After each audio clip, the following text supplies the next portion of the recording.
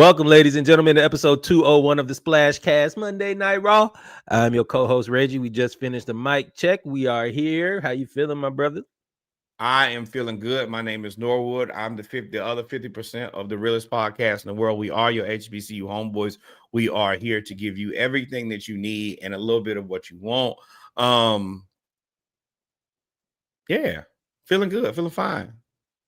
Y'all know what it is when it comes to the rough morning, but we here. Yeah, I know what it is when we come to Monday Night Raw. We do our HBCU news around the culture, followed by football. We did basketball in the pregame, and baseball is almost over, so there's nothing to talk about there. Oh, it's over for us. Oh, Charlie Morton, adios, mi amigo. We appreciate you, man. big dog.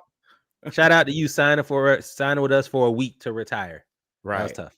And we played 71 players this year, most in baseball history. Yeah. So let's get into it. Let's get into That's it. Let's go. Let's go HBCU. You'll start off with the MEAC. Interesting day. Oh, to say the least, across the board. We're gonna start out with the Norfolk. With Norfolk, who did Norfolk State? Yes. I don't know. What are you asking? I'm sorry, I didn't. What did you ask? Who did they play? Oh, you don't know. They lost or did they win? They lost. They lost, but they kept it close. Give me 1 second while I get this thing pulled up. Well, this is time for y'all to like, follow, and subscribe. It was a very interesting week across the board. In all football, a lot of these games were a lot closer than I expected, as you can see with the scores. Kind of watched them down to the end. But Norfolk played Wagner. Wagner.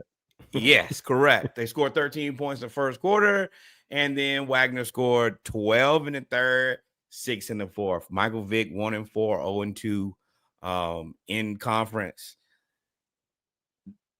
You knew it was going to be an uphill climb in first year. Yeah. I think if you feel some type of way, it's just because you see what Delaware State is doing.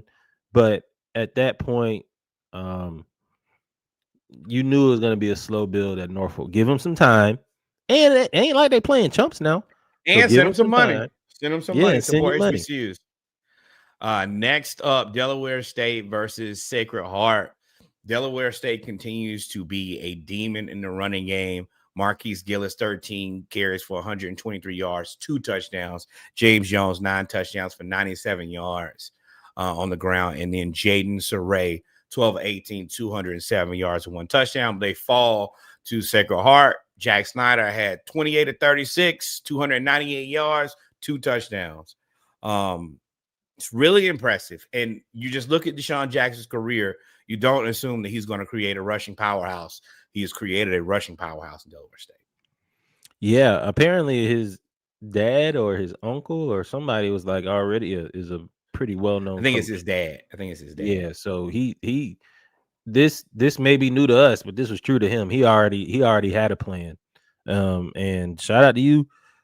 31 points in the first half. Hey, second half 0. Sometimes you learn on the fly and you got to learn how to make adjustments. They played well. Y'all keep a lookout for Delaware State. They may take over the MEAC low key because we can't stop them rushing. Oh, nah, I'm not gonna go that far. You still got. I forgot about South Carolina State. Yeah, and more. But yeah, they gonna be there. Solid 3. What they could do is right now. You see what the top half is, and then the bottom half just be fighting it out. You could get to the top of the bottom, and then you and Morgan might have you might be able to outmarket Morgan in the future. Is what I think. Next up. The Trick It Off Johnny Award goes to the Howard Bison. They started out up 12-0 against University of Richmond and end up losing it on 2 late interceptions from Tyreek Starks. I don't know y'all know I want to root for the Blacks, but I also don't want to root for Howard. And after what they did to us, it feels good to see them be let down and whooped in a way. I don't care. Right. Call me Richard Petty, the Intimidator, baby. But yeah, they lost. 129 yards, 1 touchdown from Anthony Reagan, though. Sheesh. Yeah, I mean, they scored 12. I mean, this game. First They had off, it. They had it. first Blew it. off, shout out to Howard's defense because essentially they allowed no points. If there were no turnovers, there were no interceptions, there would be no points. So, Howard's defense played well. Sometimes stuff happens, and you can't, as a Georgia fan, you just kind of got to accept it. You just got to accept this one. Some BS happens. It is what it is. It is what it is. Yes, Lord. Yes, Lord. Yes, Lord. We're going to get there. I love it. Howard then lost. Norfolk then lost. You on the docket, brother. Speaking of people letting go of the rope, Morgan State was up against Miles. Then they gave up 17 points in the second half. Almost they won. Tricked it off, boy. Right. 24-17. Miles, of course, is 0-5. And you know what we say about Morgan is they have every MEAC All-American. You can't do this. You cannot do this if you wanted to take you seriously. And the reason you can't do it now is, as we alluded to earlier, Deshaun Jackson has Delaware State looking like somebody and something. If you keep playing, you will get passed. And if you get passed, that's going to be your ass. So best thing you can do is figure it out and figure it out soon. I don't know what happened to this All-American defense to allow a SIAC 0-4 team score 17 points. 0-5 now. Score 17 points to win the game. I mean, to almost steal the game. And that was and then you had to score. Dude, that's a classic. Ooh, boy. You had to score. I don't know what y'all doing over there in Baltimore, but that's always been our thing. Is that the roster looks great preseason? You just never get who can stop. Never get the execution. You never can. They can never stop South Carolina State or Central. Up next, South Carolina State versus Charleston Southern. This is a duel. South Carolina State, I think, is it. They went back and forth.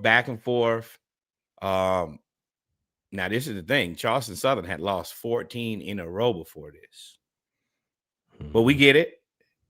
They questionable if South Carolina State should have been in this game as far as the conference goes. But South Carolina State has proven that they're a very legitimate team.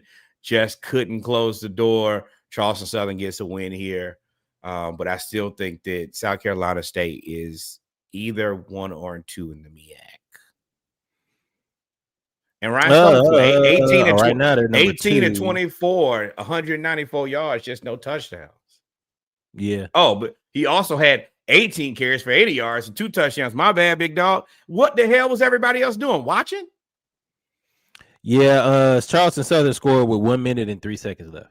And that was essentially the end of the game. Kamarian Baldwin, 122 yards on 18 carries and 2 touchdowns. 2 touchdowns. Scoring the last touchdown with 1 minute and 3 seconds. They play tough, but you win some, you lose some. I call this to be an upset, but which is crazy that an 0-13 team was still favored. But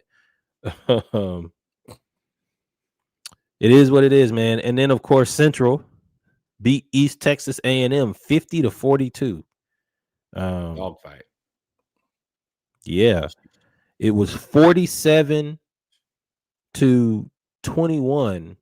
at the end of the third quarter. And then East Texas scored 3 touchdowns in the fourth, and Central kicked a field goal.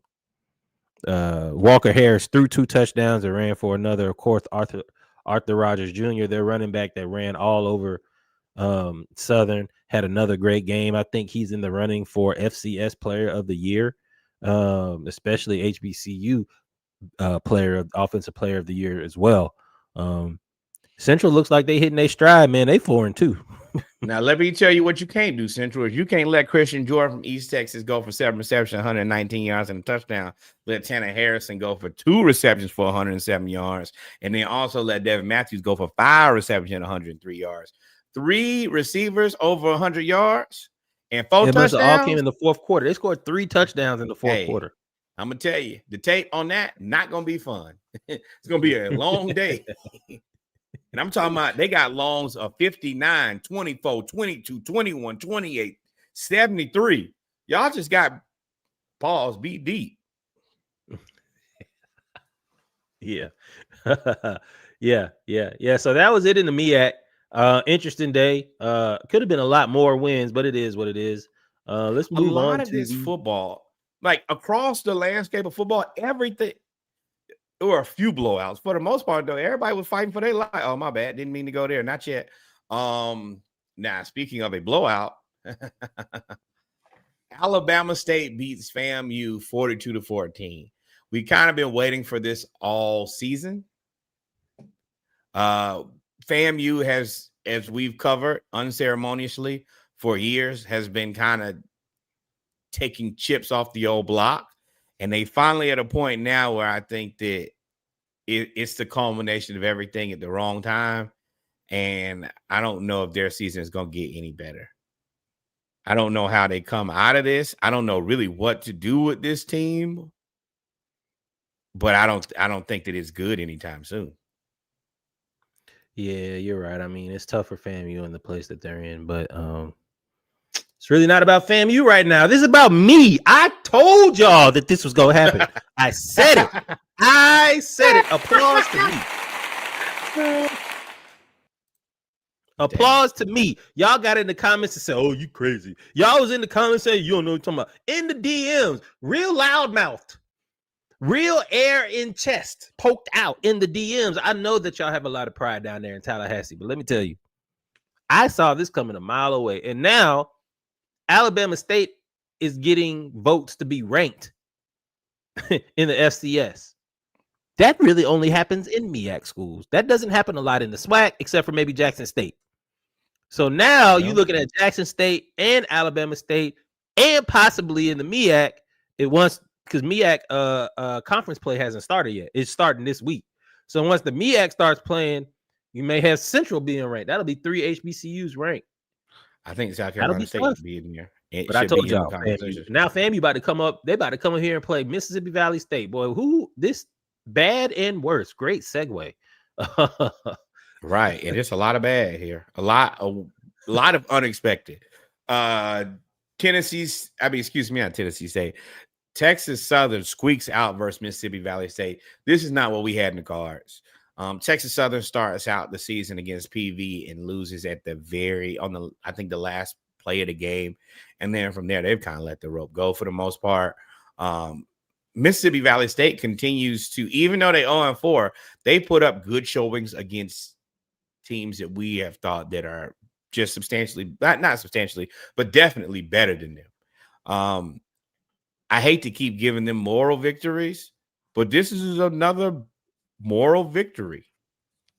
You got a moral athletic department. Y'all ain't giving no money back. You gonna get moral victories until y'all invest. Mississippi Valley State. Jerry. Mississippi Valley State continues to play above their budget. Last couple years, they beat Jackson State when they had Dion and all the SWAC All-Americans. Then they beat FAMU last year. Like they keep playing above their pay grade, essentially. Balling on a budget. Y'all better go and invest in that team. Whatever they got down there is working, but y'all have to invest. It's just you can tell that the resources aren't there, that the depth on the chart isn't, that the depth on the roster isn't there. But they play hard, man. They play tough. And surprise.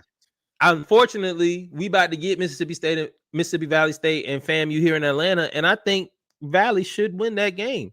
But I think it's going to be a better game than most people think. I'm going to go for the Bands. They lost their leading pass catcher to Alabama State, if I remember correctly, or Jackson State. Well, that is a perfect segue to, I'll let you handle this. These your boys. Oh, yeah, we knew this was going to happen. Jackson State beat Southern 38-13. What I did know, so Southern starting quarterback that got the concussion is that's his fourth concussion. Oh.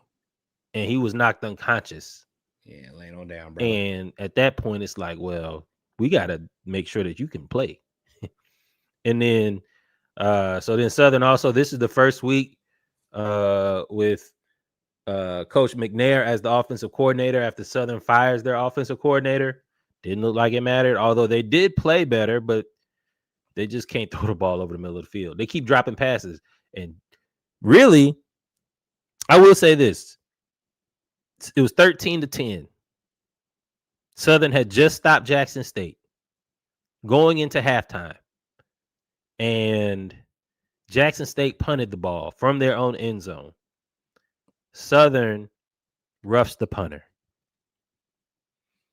15-yard penalty. 5-yard penalty gives them a first down. Next play, they go 85 yards for a touchdown. Them special teams play well. That's one what special teams play can do. Lose you a game these days. I hate to say it. That's what 1 in 4 teams NFL. We've seen it happen in NFL and the NCAA. One play will ruin your whole day. That's what 1 in 4 teams do, dog. Jackson State just didn't beat. They are an explosive offense. Now, they do have a running back, number 27. Let me tell you. He was walking all through Southern. But, Trey Holly played well. They looked more competent. Yeah, Trey Holly, 11 carries, 147 yards, 1 touchdown. His lungs 73. So even the other 10 carries, he was still averaging 7 yards a carry. But once you get down to Jackson State, though, bro, once that pass game started going, I was like, oh, boy, I see why they rating him. That's the issue. Jacoby and Morgan went from 21 to 31, 337 yards, and 2 touchdowns. Nice. He was player of the week, offensive player of the week. Hey, let me tell y'all going to have a long day of watching tape, too. Nate Rembert, 5 receptions, 102 yards, touchdown. Jamal Gardner, 7 receptions, 96 yards.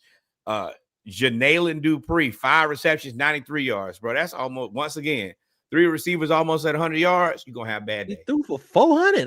You could have had a 4th. And they ran the ball. Once they offense started going, once they roughed that punter, it's like it woke them up. And they just, you see that. So they ain't scored no more. And they scored a lot.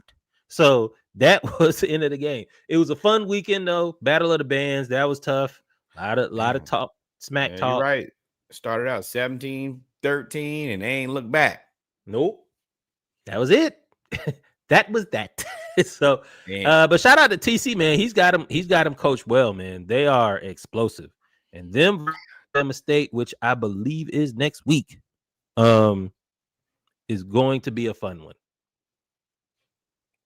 For sure. In surprise news, Alabama A&M upset by Bethune-Cookman. Of course, Alabama A&M is 3-2. They're now 0-1 in the SWAC, and Bethune-Cookman is 1-0 in the SWAC.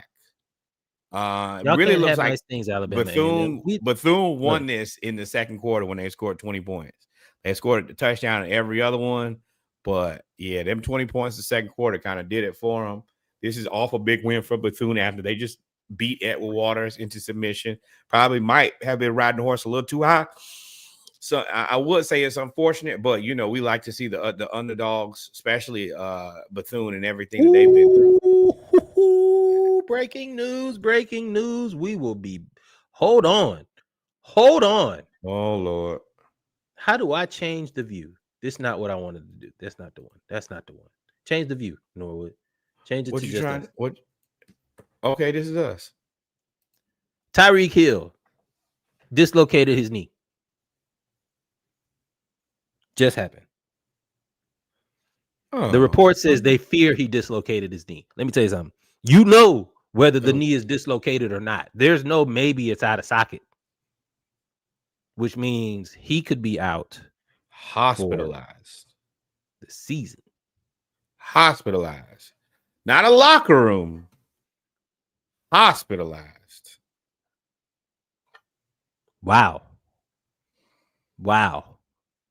Sorry, y'all. We're going to get back to the SWAC. It's a couple more games we're going to talk about, but wow. Live reaction, right? This is why you live stream. Live reaction. Tyreek Hill. Dislocated knee. As I'm losing in fantasy. Out for, and that's what you say. Hey, bro. Because Tyreek Hill career in jeopardy. I'm losing in fantasy, though. Of course I don't, but I was monitoring.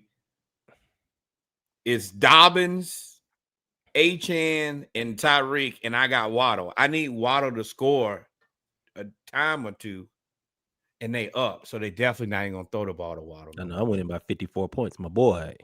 Your boy got Justin Jefferson and Drake London and Jordan Love. and Debo Samuel.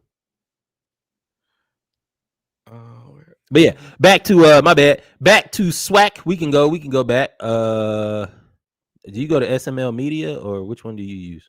No. It's here. There we go. Just that one. Okay. But yeah, Alabama A&M, bruh. You can't have nice things. We've been talking nice about y'all. We've been bragging about you to all the neighbors. We've been showing off your report card. We've been saying that he's been working hard in the summer. You go up there and fail the first test.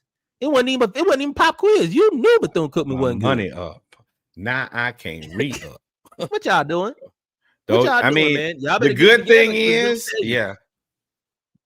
Jackson State and Alabama ain't playing no games. The rest of us struggling. The good thing is it's your first conference game. You can bounce back.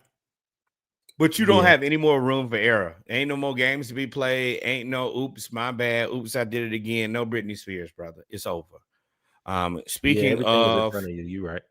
Oops, I did it again. Alcorn loses. Yes. Alcorn loses to Pine Bluff. We didn't pick this, but Alcorn is 0-4. This is not good. I didn't think that Pine Bluff was going to be that good, but 0-4. Hey, man, they ain't going to let you keep going 0-4, brother. You better figure it out. 0-4, Southern 1-4. I didn't see that. I didn't see Alcorn being 0-4. I didn't see them losing to Arkansas Pine Bluff. But again, Pine Bluff always shock people at the beginning of the season, though.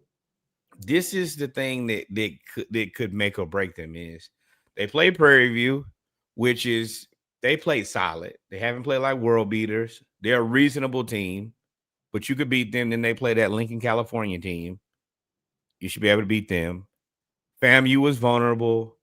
Mississippi State, you should have going into the game. You should have a strong chance. Texas Southern can be beat. Southern can be had. Grambling can be had. So all the games that you play going forward, you have a puncher's chance. But you must throw your punches. You must knock them out. I don't know what I'm just like in the MEAC.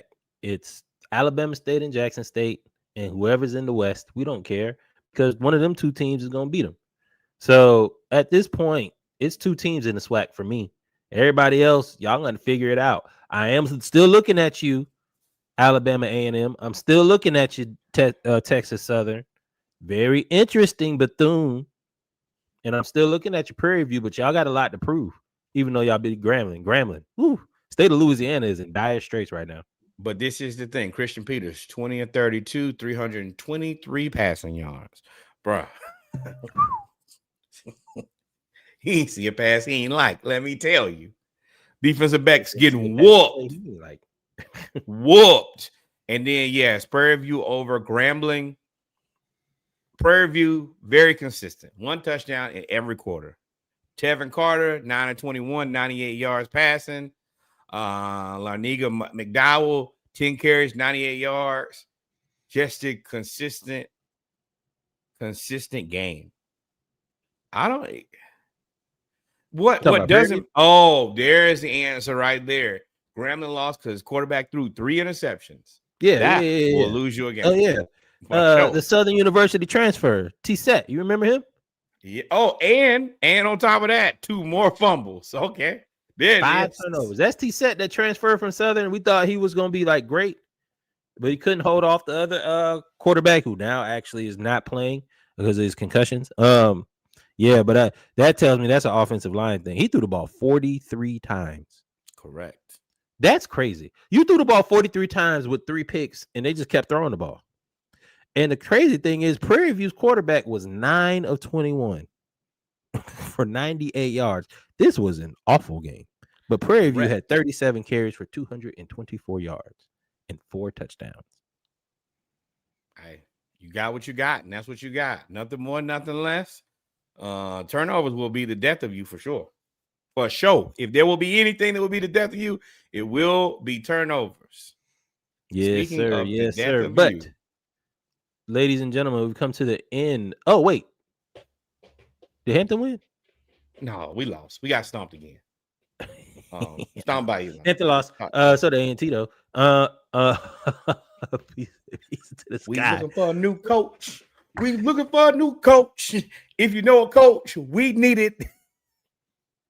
We'll have another discussion on that because you know the NFL players gonna come calling, including Edward Reed. They're not calling us, and definitely not Ed Reed. I had this conversation off the record, but Ed Reed and Hampton don't mix like oil and water. Not a chance. And you know them old people, the last person that Edward. I saw your video on the internet. I don't think we're gonna go in this. Now with all that scandal we got going on right now. No. Ladies and gentlemen, we'll be right back. We're gonna take a break. We could have had Vic. You got to cut. We good. We'll be right back. We have our college football segment next.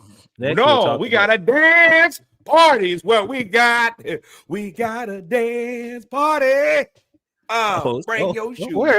Don't worry. Dance party. Don't worry. Who y'all play this week? We want to see you. We ain't worried about next week. We worried about today. It's a dance party. Bring your shoes. We'll be right back. Oh, my goodness. Joy and pain.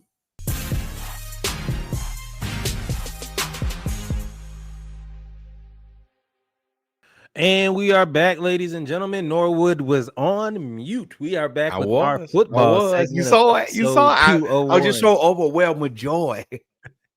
We are back with episode 201 of the football segment. Y'all know what it is. Make sure you like, follow, and subscribe. Splashcast and Dive Team Media. Got a lot of shows and a lot of projects on the way. I guess we're going to start where Norwood would like to start. Or you want to start? I'll let you talk, and then I'll go ahead and actually give some analysis. Children of all ages. The moment that we've all been waiting for. The peace, the happiness, the joy of the collapse of your Georgia Bulldogs. That's collapse.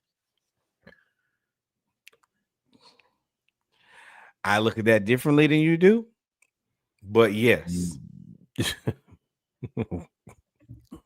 Because I'm going to tell y'all, I don't think, and I'm not going to belabor this point, I'm going to give Reggie a chance to talk about his team, and they lost. But I don't think that Ty Simpson is a very good quarterback at all. No. I think that he is god-awful. We saw the true Ty Simpson in the second half. This ain't about the really Alabama to me. It's not about the players. I think that he is a scam, and I think that when they fall apart, because they will surely fall apart, it will be Kalen Dobert, whose head needs to roll for continuously rolling out that kid at quarterback when he is unfit. Now, you losing to him, that's a you problem. And I want to hear what you got to say about it. So I digress. And I'm mute up. So where do I start? If I know, first of all, I appreciate all y'all for joining the live on Saturday night afterwards. I was tequila drunk. The Dogs keep having these slow starts offensively, slow starts defensively. And it gets to the point. What are you doing?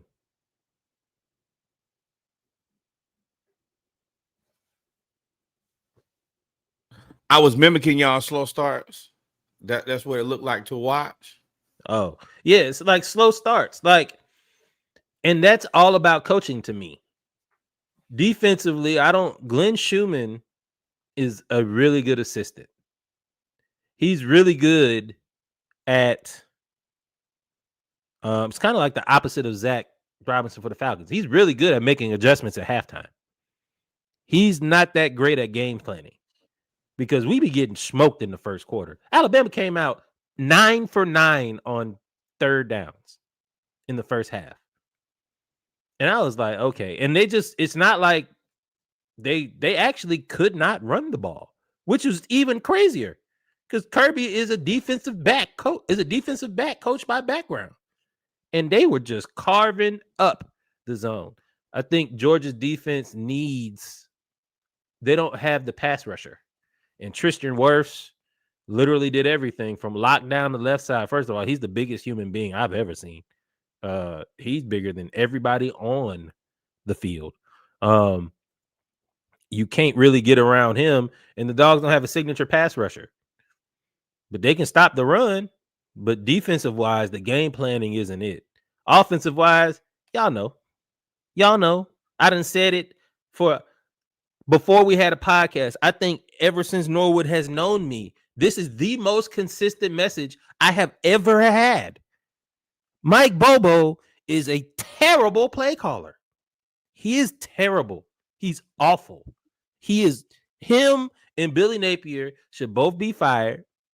They should go back to FAU. I'm talking. Don't bring Billy. No. We on the couch together now. Now what you say, Misery Love Company? We on the couch now. So you know how many times I said that on Saturday? I said, "Hello, my name is Misery. LSU, Georgia. Y'all is the company, baby." So you gotta. They can go. You stepped on my joke, but Billy Napier and you did. Billy Napier and Mike Bobo can go somewhere else and run the tunnel screen forever. They can do that, and that can be the main 32 plays that they run: tunnel screen and draw. The coaching was so bad offensively, and it's not like it was bad during the whole game, but the coaching was so bad offensively that Chauncey Bowens is averaging 10 yards a carry, and on 4th and inches, I have no problem with you going for the win down in the red zone, down 3 against your nemesis. As I said before, against your nemesis, you 1-6. Like, you going for the win. I get it. I was with it. I was like, yeah, go for it. Put them out their misery. Our defense is playing lights out. They hadn't allowed any points in the second half, which is crazy. But then you give it to Cash Jones. What you doing? Chauncey Bowens is averaging 10 yards a carry. No explanation. Don't understand that. So then you get the ball back because the defense holds them to a 3 and out. And on 3rd and 9, you throw the ball backwards on a screen. Another bubble screen. Not to Zachariah Branch. Not to the 5 stars, although he did drop a touchdown. It is what it is. All of that. You throw the ball backwards on 3rd and 9 to Cash Jones. Or was that London Humphreys? Whatever. What are we doing? Mike Bobo? And y'all keep getting in the comments saying, oh, he came back to beat Tennessee. I said Mike Bobo has never beat a team we weren't supposed to beat. Tennessee, we supposed to beat Tennessee. Texas, we were supposed to beat Texas. Our defense was all world again. Just like they pretty good this year. Alabama is the team that we are not supposed to beat. Obviously, we 1-6. We weren't supposed to beat Florida. You know who was the coordinator then? Mike fucking Bobo. It's at this point, Mike Bobo couldn't beat South Carolina with Steve Spurrier. You remember that? Couldn't beat South Carolina. Couldn't beat them. And y'all keep telling me that I'm speaking wrong. Okay, cool. That's why I got Falcons at. At least we won. These Falcons won. But I'm not about to sit here and try to convince y'all. We done with convincing all people. This is how I feel. This is what I said. Bring back Todd Monken. Bring back Will Muschamp. Muschamp, not Elon. Muschamp, come on back. Come on back to Athens. You and Kirby best friends. Y'all cool? You know what I mean? Come on back. I will say this, though. Y'all have to do better on the offensive side. Offense. Nope. We're not going to do better. It's not going to happen. No. When I say do better, I mean also from a recruiting standpoint. I have told y'all since really last year, but double down this at the beginning of the season. Gunnar Stockton is not good. I mean, well, yeah, they have the number 1 quarterback in the nation. You got to get him there. When was the last time? And I think we talked about this last part. When's the last time y'all had not a serviceable guy, but a good guy at quarterback? What do you mean? When was the last time y'all had a good Matt Stafford or Jake Fromm or Stetson Bennett? I mean, they all are. No. Stetson was a good quarterback. What do you mean? Like an NFL quarterback? Is that what you're trying to say? What I'm saying is, when was the last time you had a quarterback that was probably top 5 or 6 in the SEC? Stetson Bennett. What do you mean? You mean stats wise? No, I'm talking about actual, like, I don't think that y'all's offense has been good enough, minus the running back position, over the last really probably 5 years. Y'all not really making the receivers that y'all used to have. Quarterback position is extra questionable, and even the guys who are good, I think the stats. Georgia historically has been a tight end and running back offensive based school, so we always put in tight ends, offensive linemen, and running backs. Georgia's never historically had a lot of great wide receivers. You had AJ Green, Hines Ward, but you didn't have maybe Muhammad Massaquoi. But I mean, that's Muhammad Massaquoi. You're not gonna get like your Julio Jones. You don't really have those. But Bama kind of spoiled a lot of people. But quarterback wise, I don't. Who's had that? I mean, Florida ain't had a. Who's y'all quarterback that you can go back to? Tim Tebow? No, y'all gonna kill me for this. Kyle Trask. Sure. But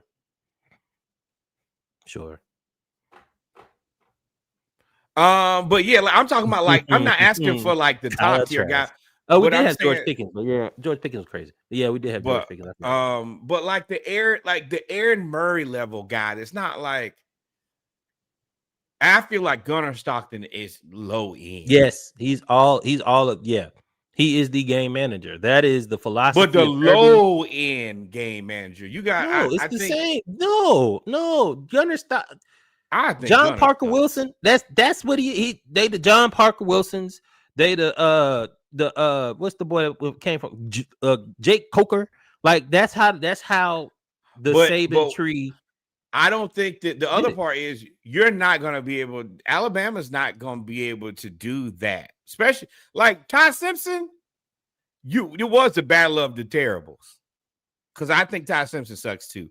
But Alabama just outcoached the defense. But I think the other part is that back then when Alabama had those guys, they had a war chest of Heisman running backs. You're not going to get those guys anymore. So Alabama just won this game. You're not going to be able to stop. You're not going to be able to stockpile them anymore. No, it's not with the NIL. You can't stockpile. Yeah. If you look at the teams that are ranked high, most of them do well in the transfer portal.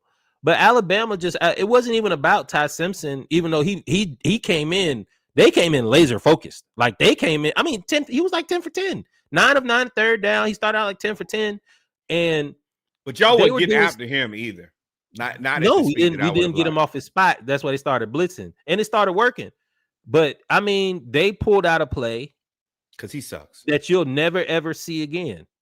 I don't think you'll see again. You can't run it again. It's the screen to Tristan Wirfs on 3rd and 9, and he doesn't. I mean, and the whole defense was there, but it's like, damn, what you expect us to do? That was a great play call, but you can only run that once. That's one and done.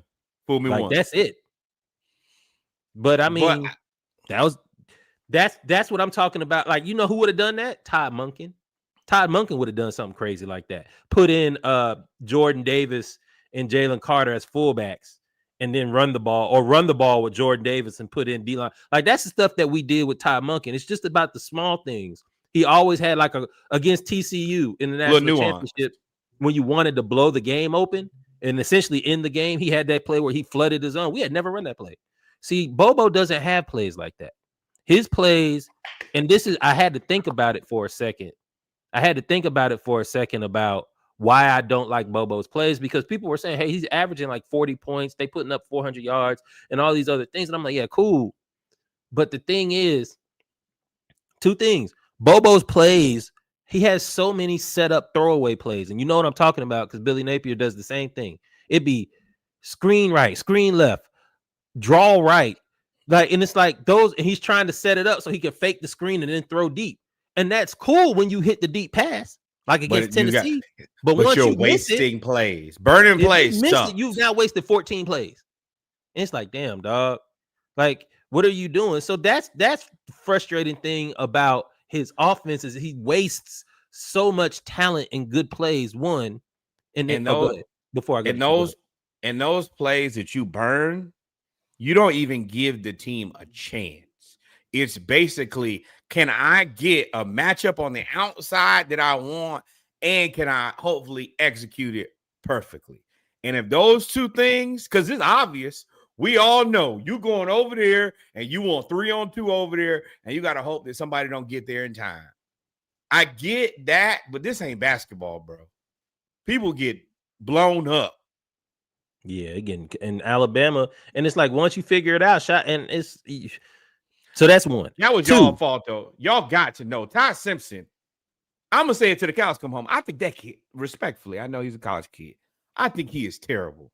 Y'all should have been sitting in the house the whole game. If he beats you and beats the blitz, then so be it. But what you not gonna do is sit back there all day and be comfortable. Yeah, and then two, I said that it is I said all of that about Bobo with the plays, his play calling. But it's not having a signature, not even a signature play, because that means it's predictable. It's not having nothing in the tuck. I need to have this play to work in order for us to win this game. 3rd and 9, we need to get 9 yards. I need to have a set of plays that I know I can go to, whatever it is, especially in a passing down. We don't have that. Or his go-to play is the bubble screen, which is even more disheartening. Y'all offense boring to me. It's so boring. I know Kirby, and we are, again, I said it before, I think we 10 for 10. If you go back and listen to everything, I think we 10 for 10 when it comes to things of saying this one phrase that's going to get you fired. But hanging on to Mike Bobo and keeping him as your offensive coordinator and not doing anything and just trying to talk your way through and talk around him and try to give all this other things. Yeah, it wasn't about the offense. It was about the defense. We allowed 24 points. We can't do that. We can't. Yeah, you talk all of that. You're not going to be able to get receivers to come over there. You got Zachariah Branch just wasting away in Screenville, and you're not going to be able to do it. And people going to get sick of you because now they got one of them in Georgia too. Zachariah Branch. No, Screenville, Georgia, and Screenville, Florida. Yeah, they sisters. They right on state line. But people, the bad thing about the SEC is once you get a starving fan base used to winning, the only thing that you want to do is win. And you're gonna get Alabama ran Bear Bryant out of there after one bad season. Yeah, but y'all, I mean, let's be realistic. What do y'all play? Y'all play Auburn. Y'all gonna beat Auburn. They've been sacked 14 times in the last 2 games. Texas at home? Yeah. Then you play Ole Miss, which is tough. And we're gonna get there. That's a good troll. Y'all gonna be Ole Miss. Ole Miss ain't gonna have the same motivation that they had versus LSU. Y'all gonna whoop Florida. You're gonna beat Mississippi State. Hey man, don't be weird. Hold on, Guzman. Don't be weird, bro. And then y'all play Texas. Y'all are better than Texas. Y'all gonna destroy Charlotte and then Georgia Tech. Y'all be okay. Even if y'all scary. No, it ain't. When y'all put hands and feet on Haynes King, he don't get tired of that. And he been getting hit all season too. That's the one thing about what he does. It hurts. Pause if applicable. Hey, yo, my boy, whatever I said. But yeah, all in all, again, the Dogs have everything in front of them. Oh, I forgot about getting to it. What? This. Okay. This all in all, all in all, the Dogs have everything in front of them. Well, it look like Arch Manning, don't it? Archie when Manning. I tell you it, you know how frustrated it is for this sorry mofo to be the in the actual photo. He is. They did nothing in the second half, which was even more frustrating. They did nothing. You gave the ball to Cash. Y'all should have been blitzing all game. And anybody playing Ty Simpson, hey, blitz him. That's all we're gonna see next week. It's your man's. Your man's plays him next week in Bama.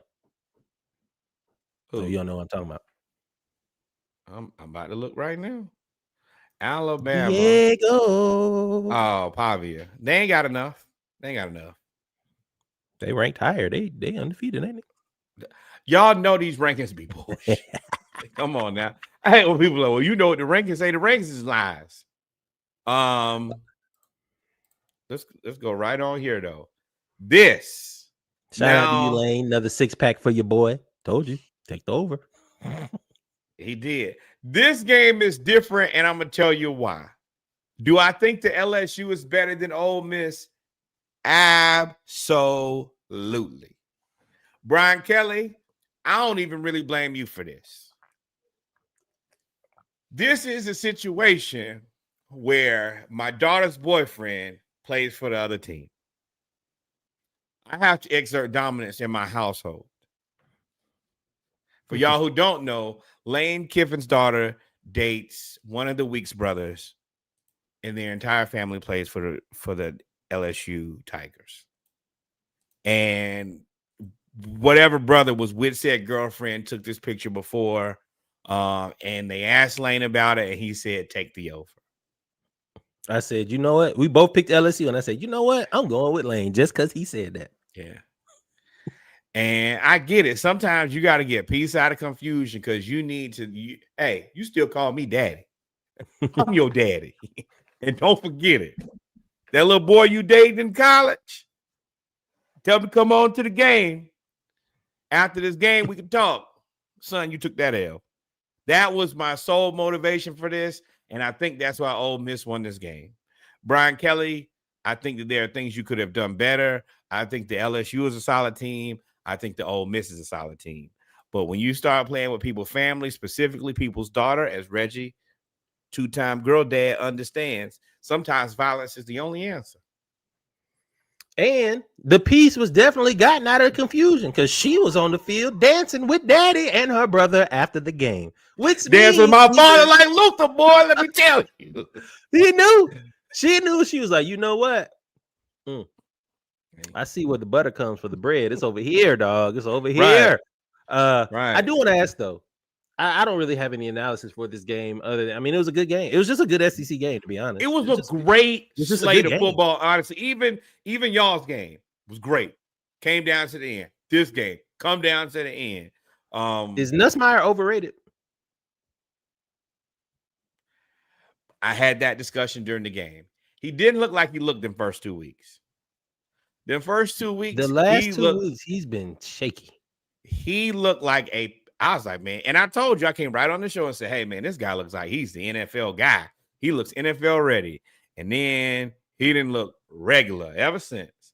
And, I'm a firm believer with more information, I'm willing to change my mind. I don't know who the quarterback that you want is now. It was Mateer, but now, shoot, he broke a bone in his Yeah, he'll be out for a month, but and I've talked about this for a couple of years about the deficit of quarterbacks leaving college coming to the NFL. And this year was supposed to be the year where we thought that we would have a surplus of guys since the last 2 years have been kind of short. Once again, I'm going to do this until the cows come home. I want to thank Terry Fontenot for pulling the plug and going to get Michael Penix Jr. when he did, because there has been an even larger deficit of quarterbacks since then. And if you're not going to be a really bad team, it's going to be damn near impossible for you to get a quarterback and draft him. And even if you draft him, you so terrible. I think that you look at a guy like Bryce Young in Carolina, the team going to be so bad he might be out of there. He's going to be in it's Pittsburgh. But that's crazy that they made that move, and you could have the best quarterback in the draft 2 years in a row. Maybe 3. Because he was the best. Who was the quarterback that got drafted, number 1 quarterback last year? Well, this past year. Jackson Dart. He wasn't number 1. Oh, Cam Ward. And then next year, we don't know. That means he'd be the best quarterback to come out in the last 3 years. Would be Michael Penix Jr. He easily one of the top 5, which is and not insane 5. foresight. That's insane foresight. Right. But we got a couple other games we gonna talk about though. Back to the Georgia game, not back to it, but Notre Dame outshines Arkansas. Outshines is the wrong shine. No. Shines on Arkansas. Yeah, they were golden. Yes. Jeremiah Love. Let y'all know who he is. Y'all been talking down on his name because he's been hurt a little bit. Hey. 4 TDs later. They put foot in ass to Arkansas. They say the stadium was halfway empty at half. Sam Pittman fired. Come on home, big dog. Yeah. Come on back to UGA, Shuddy. Our O-line been shaky. Come on back. As much as we cover SEC teams when they win and they dominate, hey, when you get your ass whooped, you got your ass whooped. And Notre Dame went in there and looked like, hey man, made y'all look like a SWAC or a MEAC team. Bro, it was 21-0 after 2 minutes in the game. Marcus Freeman let them boys play for about 2 or 3 minutes. And he said, hey, turn it up. You remember when Buster Rhymes did that? Touch it, bring it, bang it, out it. Then he said, turn it up. And they went crazy. That's the same thing Marcus Freeman did. They got to cutting ass and cutting grass. It was 42-0 at halftime. I said, bro, I don't know who pissed him off, but he may score 80. Sam Pittman got them boys baptized. The thing is, they could have scored 80. They just kind of stopped. Jeremiah Love is nice though. I don't know how we get Jeremiah Love. I know we don't need him because we got Bijan, but Jeremiah Love. If I'm Dallas, I look to pair him with Carter. He could catch the ball. He caught the ball. Not gonna make no good decisions. He caught the ball with his back turned to somebody, looked over and spun the other way, and then danced into the end zone. I was like, oh nah.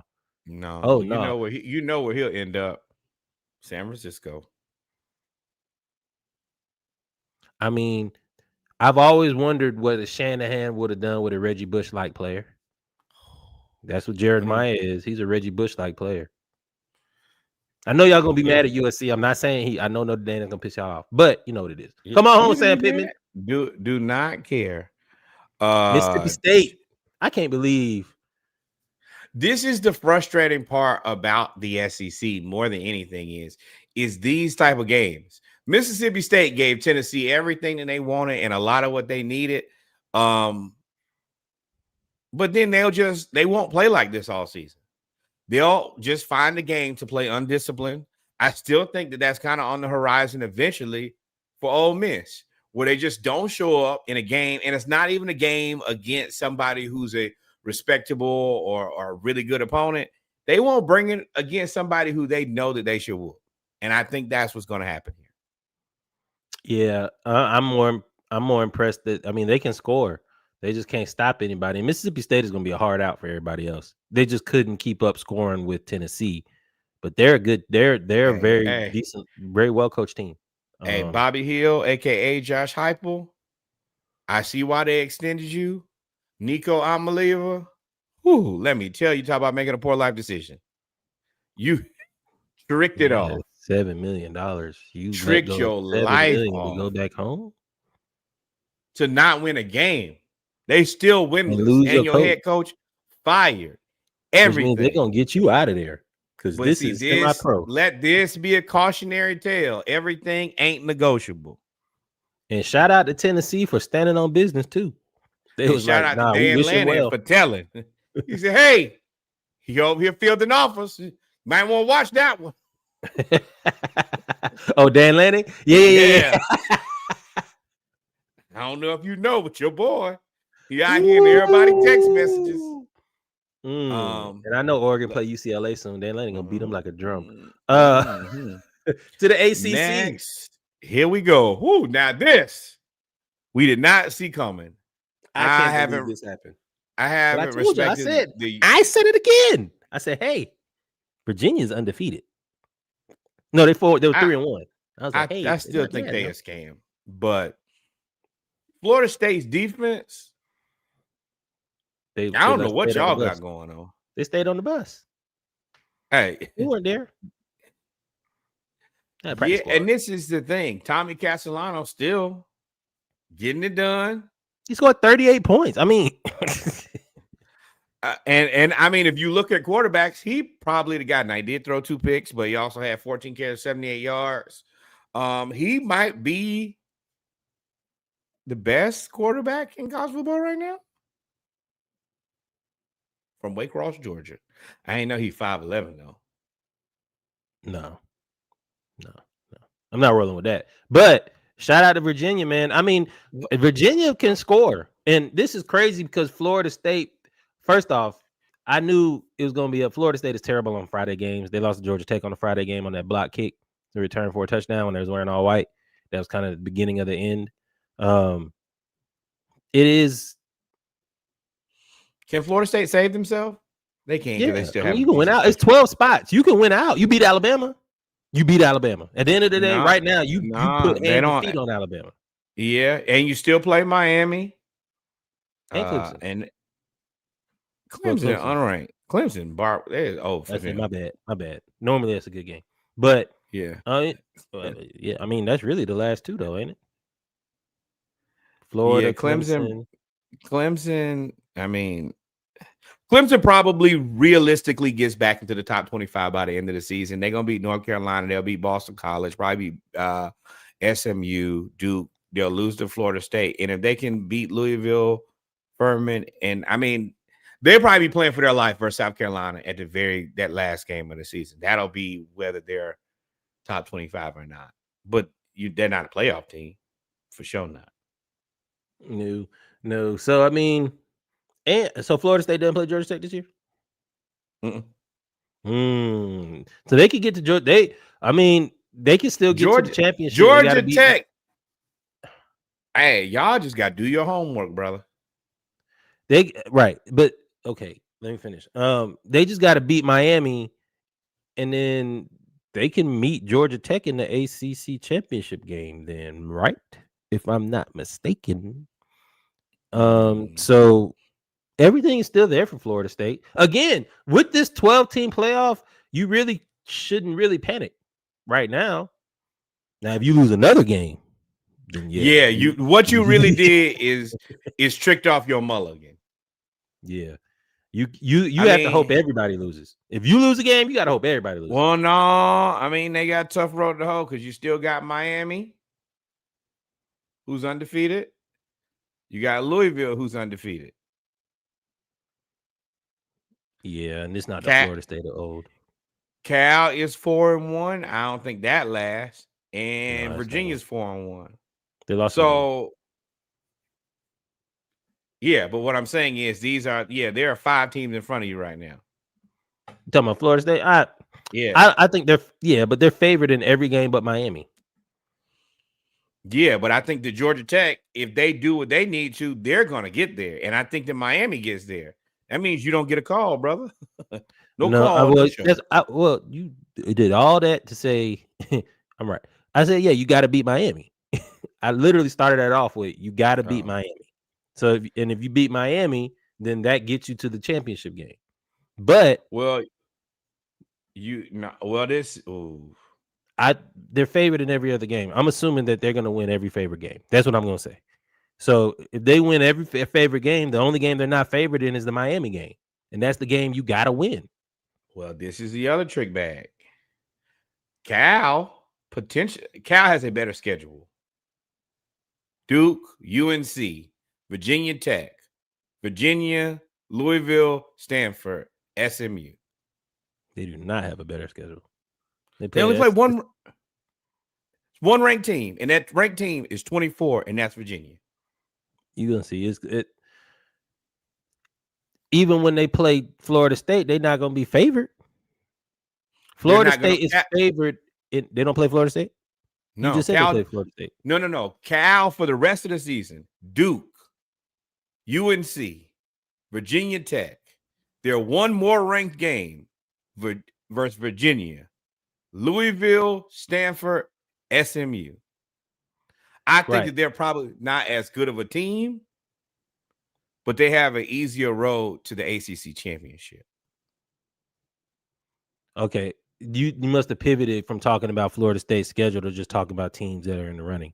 So I thought you said they had to play Cal because you said Cal is 4-1. We were talking about the schedule. Yeah. What I'm saying is Florida State is favored in every game. Cal, I don't believe in Cal. I don't believe in, except for Miami. I don't believe in Cal.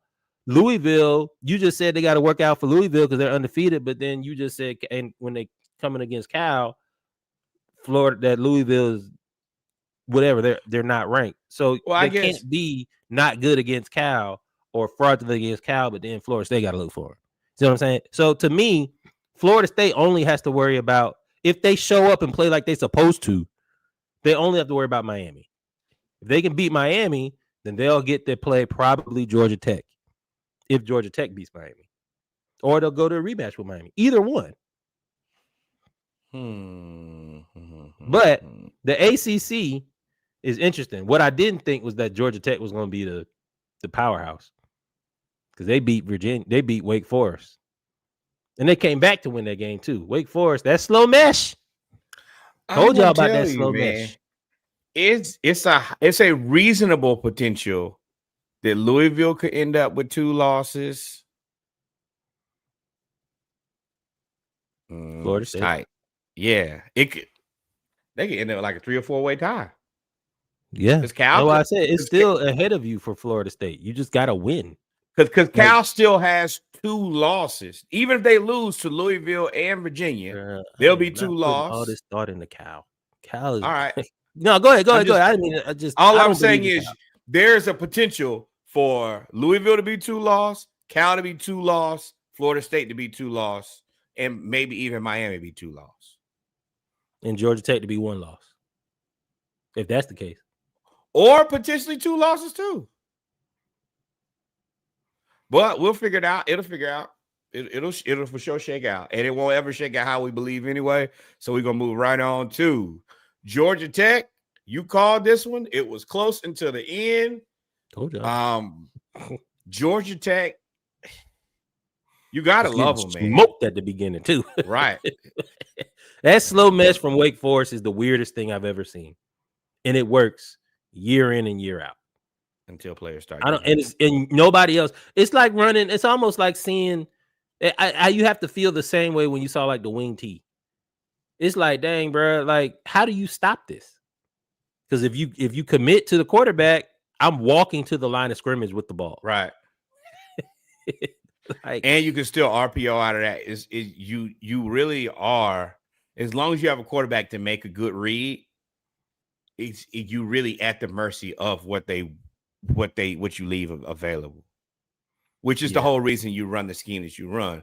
But you have to be disciplined, and you're waiting for the other team to be undisciplined. Those are the 2 things that get you beat. And most people not familiar with playing with something like this. And that's what makes it difficult. It's kind of the same thing that Georgia Tech's able to do to people. Hey, this is different than it looks every other week. I don't really have the game plan for this. Haynes King, though. The thing that's about this game is he got Diego Bobby vibes to me. Georgia Tech allowed all them points in the first half, right? I think they allowed 21 points in the first half. If Georgia Tech gets a defense, because they only allowed, I think, 8 or 10 points in the second half. If they get a defense with that wacky offense, it's not wacky. You talking about this season or in general? Huh? You talking about this season or in general? Yeah. I'm talking because they held Wake Forest, I think, 10 points in the second half, if I'm not mistaken, 10 or 9. So if they get a defense and they can figure out, and that's why number 98 is up there because he was a monster in the second half. If they can figure out how to play defense consistently and not give up a bunch of points with that offense, everybody's in trouble because they're tough. Once Haynes King gets going, running and throwing, they're a problem, man. Georgia Tech's a problem. This is the evolution of the Paul Johnson offense. Yeah, and their schedule is Virginia Tech, Duke, Syracuse, North Carolina State, Boston College, Pitt, and Georgia. And if they can do what they need to before they get to Georgia, it won't even matter. They should be favored in every game. But yeah, but Syracuse just got absolutely smoked by Duke. It was they got beat 34-3. I think that they're going to lose one of these games, but they're going to be another 2-loss team. Duke is interesting. Oh, I mean, the ACC they'll have one loss. They'll be in the championship game if they win that. Duke will be an interesting game for them to play. Duke is better than I thought. They beat Syracuse so bad. Fran Brown was doing too much internet. And he was on too. Y'all got to figure out. Y'all need to be on them podcasts all the time. You got to worry about your job. And you talking about you recruit 5 stars and your wife is a 5-star, and then you got 5 stars beat out of you. Yeah. Yeah, we shouldn't see you this week, big dog. Speaking of, though, great game. Excellent. Great game. Oregon beats Penn State 30-24 in double overtime. I watched this game. This was really a good football weekend. Shout out to I told you all of these games close. They came down to the end. They gave you everything you could have asked for, and just didn't work out. James Franklin. I don't even know what to say to James Franklin, but bro, did you see him standing there? He after the game, he stood in the same spot on the field as he was, shook everybody's hand and gave all the players a dap and all that stuff to get off the field. He just stood there for like 7 minutes. What else do you do? It's like I get here every time and they played a good game. It's not like he coached a bad football game or he even coached a bad team. We just couldn't get it done again. And like you look at Kirby Smart and they always be on him about, well, you always lose to Alabama. Well, at least it's just that one team. It's like James Franklin against whoever is at the top. You don't got it. And I don't know. I don't know what to say. It don't look good though. For sure it don't. Well, I mean, Dante Moore played a hell of a game, man. He threw for 250 yards, 3 touchdowns, ran for another 82. Drew Allar, another person that has not really been great this year. Nope. 14-25, 137, 2 TDs, 1 interception. Now, I mean, it's also difficult to say that when you're playing against Dan Lanning because Dan Lanning is a really good defensive player. Defensive coach and head coach, but defensive background. So it's going to be difficult to score a bunch of points against them. But this was a knockdown, drag out fight. And you allowed, and really Oregon controlled the whole game into the fourth quarter. And then Penn State came out and scored 2 touchdowns to tie the game. You got to win some of those knockdown, dragged out. You just get knocked down and dragged out. Yeah. Yeah. So who do you go get? I guess you can't. And no, that is the conundrum with James Franklin is. Number one, he cleaned up your terrible situation you had going on before. And I don't know if there's a guy who's better than what you got. So what do? Do you risk it? And I mean, you saw Mike Gundy finally got fired, but it's like, how do you even justify firing a guy who's been this good? Mike Gundy wasn't good. Franklin. I mean, that part. But what I'm saying is, it's going to be difficult for them to find somebody as good as Mike Gundy unless they want Zach Robinson. We would love to have him go. You're in Mark Richt. You're in the Mark Richt era. You've got to figure out. You got to wait on somebody. You got to wait. Like Georgia had the inside track with Kirby because Kirby went to UGA. You're waiting on somebody to come available. I'd look at Georgia Tech's offensive coordinator. There's one guy that and they got the other part is your gamble. They have to be good, or they're gonna fire you as athletic director. So you got to really believe in this guy and say, hey, man, this is definitely my answer out of here. And I don't know if I see that. Yeah, I don't know if there's a young guy that you could put that much faith in. It has to be a proven coach, and I don't know if a proven. Let me all the ask proven you that, coaches not Reggie. gonna leave. What coach do you know right now that you could get that you could for sure say, I put my job on the line?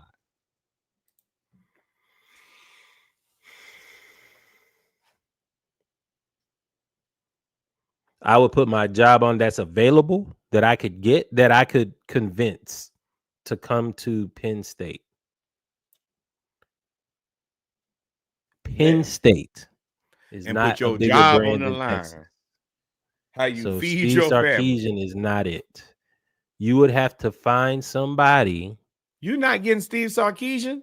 No way. Not from Texas. That's why I said not from the brands. No. The brands are synonymous. You have to be able to take them from somebody, ideally whose brand is smaller. Billy Napier. Sure. I'll let y'all get maybe no, Cristobal's a Miami guy. Yeah.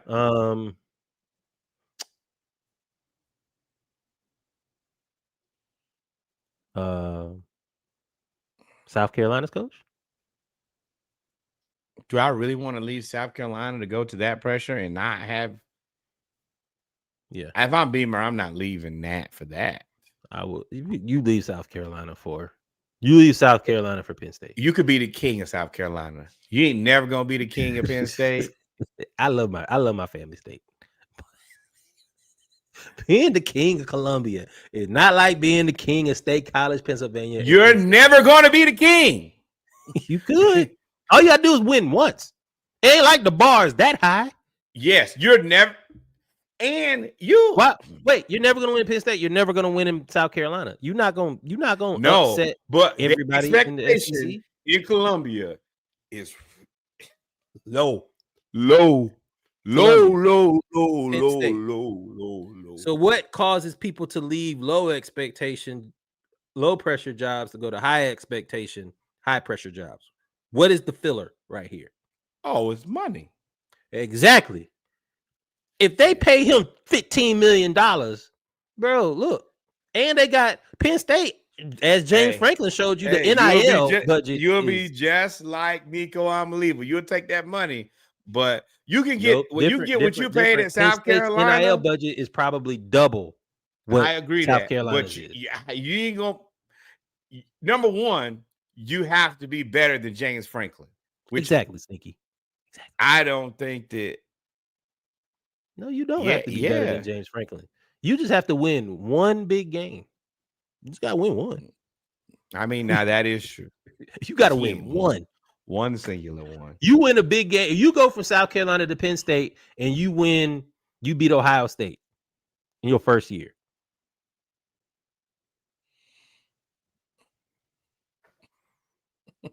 You're a believer. He left his money with him.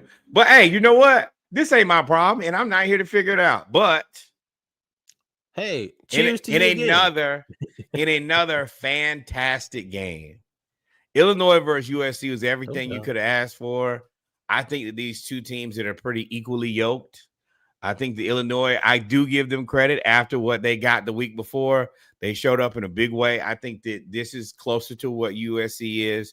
I think that both of these teams are probably somewhere between 20 to 25 as far as their ranking. It's a good game to watch. I enjoyed it. Yeah, I was right again. I told y'all that Illinois was going to beat USC. I told y'all that Illinois was going to come out there with a bad taste in their mouth because they had just got beat 63-10. I told y'all all those things. They're going to get beat like that again, though, because they still a scam.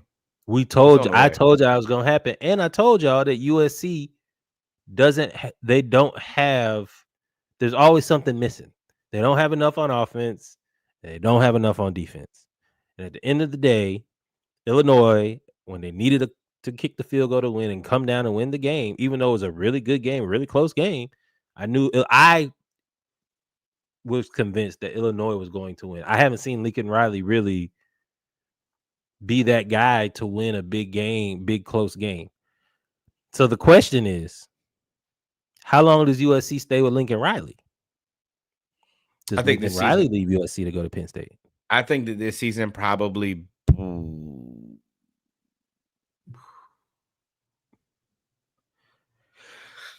So I think reasonably, well, okay, so this is what I'm seeing. They play Michigan, they play Notre Dame, Nebraska, Northwestern, Iowa, and Oregon, and then UCLA.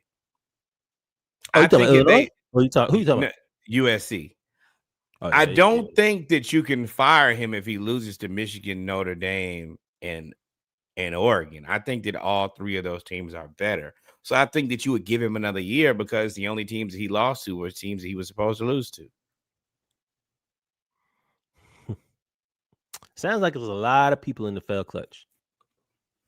It's a lot of people in the fail clutch when it comes to coaching. Yeah, but you got the opportunity cost. If I get rid of him, then what can I get?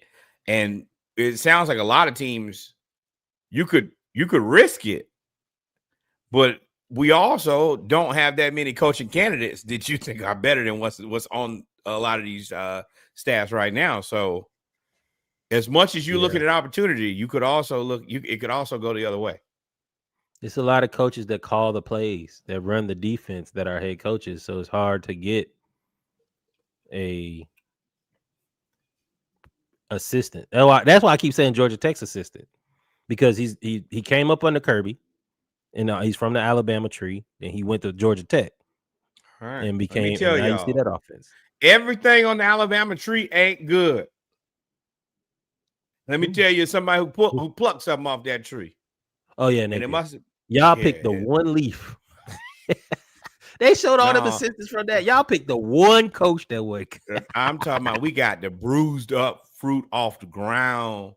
Ain't worth nothing. Just oh man, what another great game. BYU and Colorado. Another great game. I think that I can't remember the last time that I've watched football and there have been so many games that have been decided by 4 or less points. I feel like it was 30 this week. But BYU continues to roll. Colorado is struggling. I do think that Deion is going to get a mulligan for this year because of his health issues. But the thing that I think that we've known that we've had to watch is he going to be able to develop a quarterback that's not his son?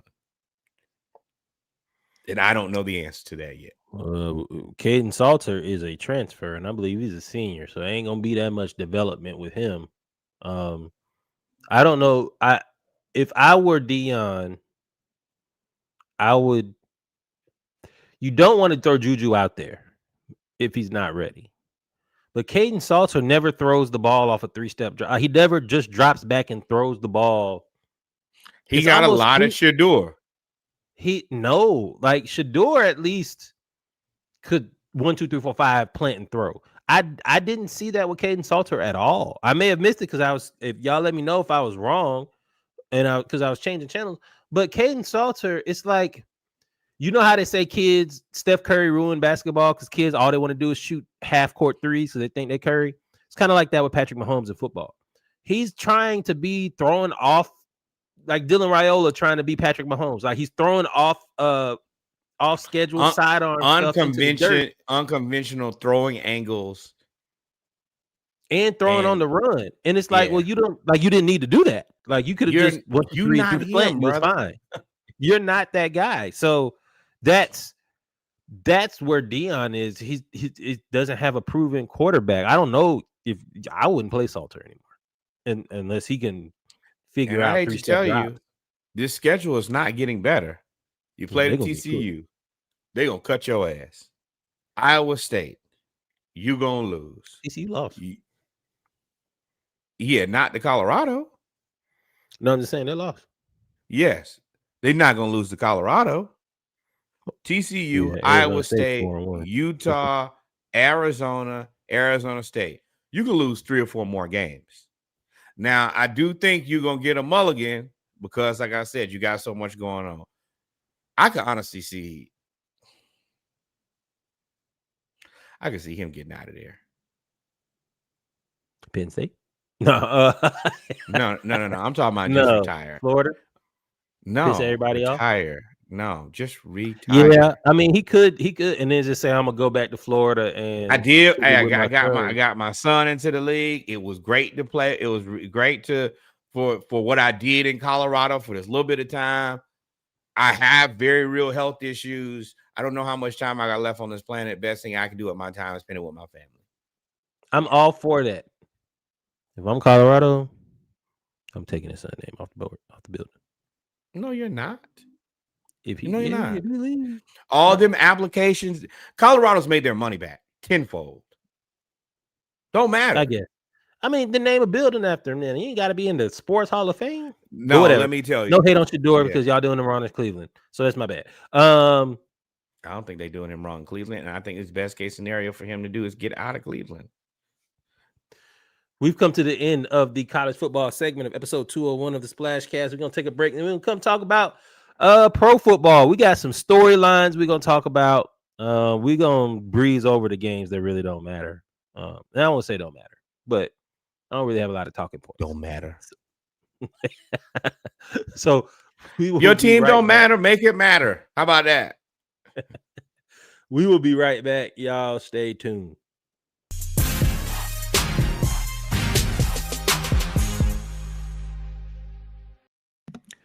And we're back, and he's still muted. And we're back, ladies and gentlemen, with our final segment of episode 201 of the Splashcast Monday Night Raw, our NFL segment. We got a few things we're going to talk about today. It is, y'all see the hats?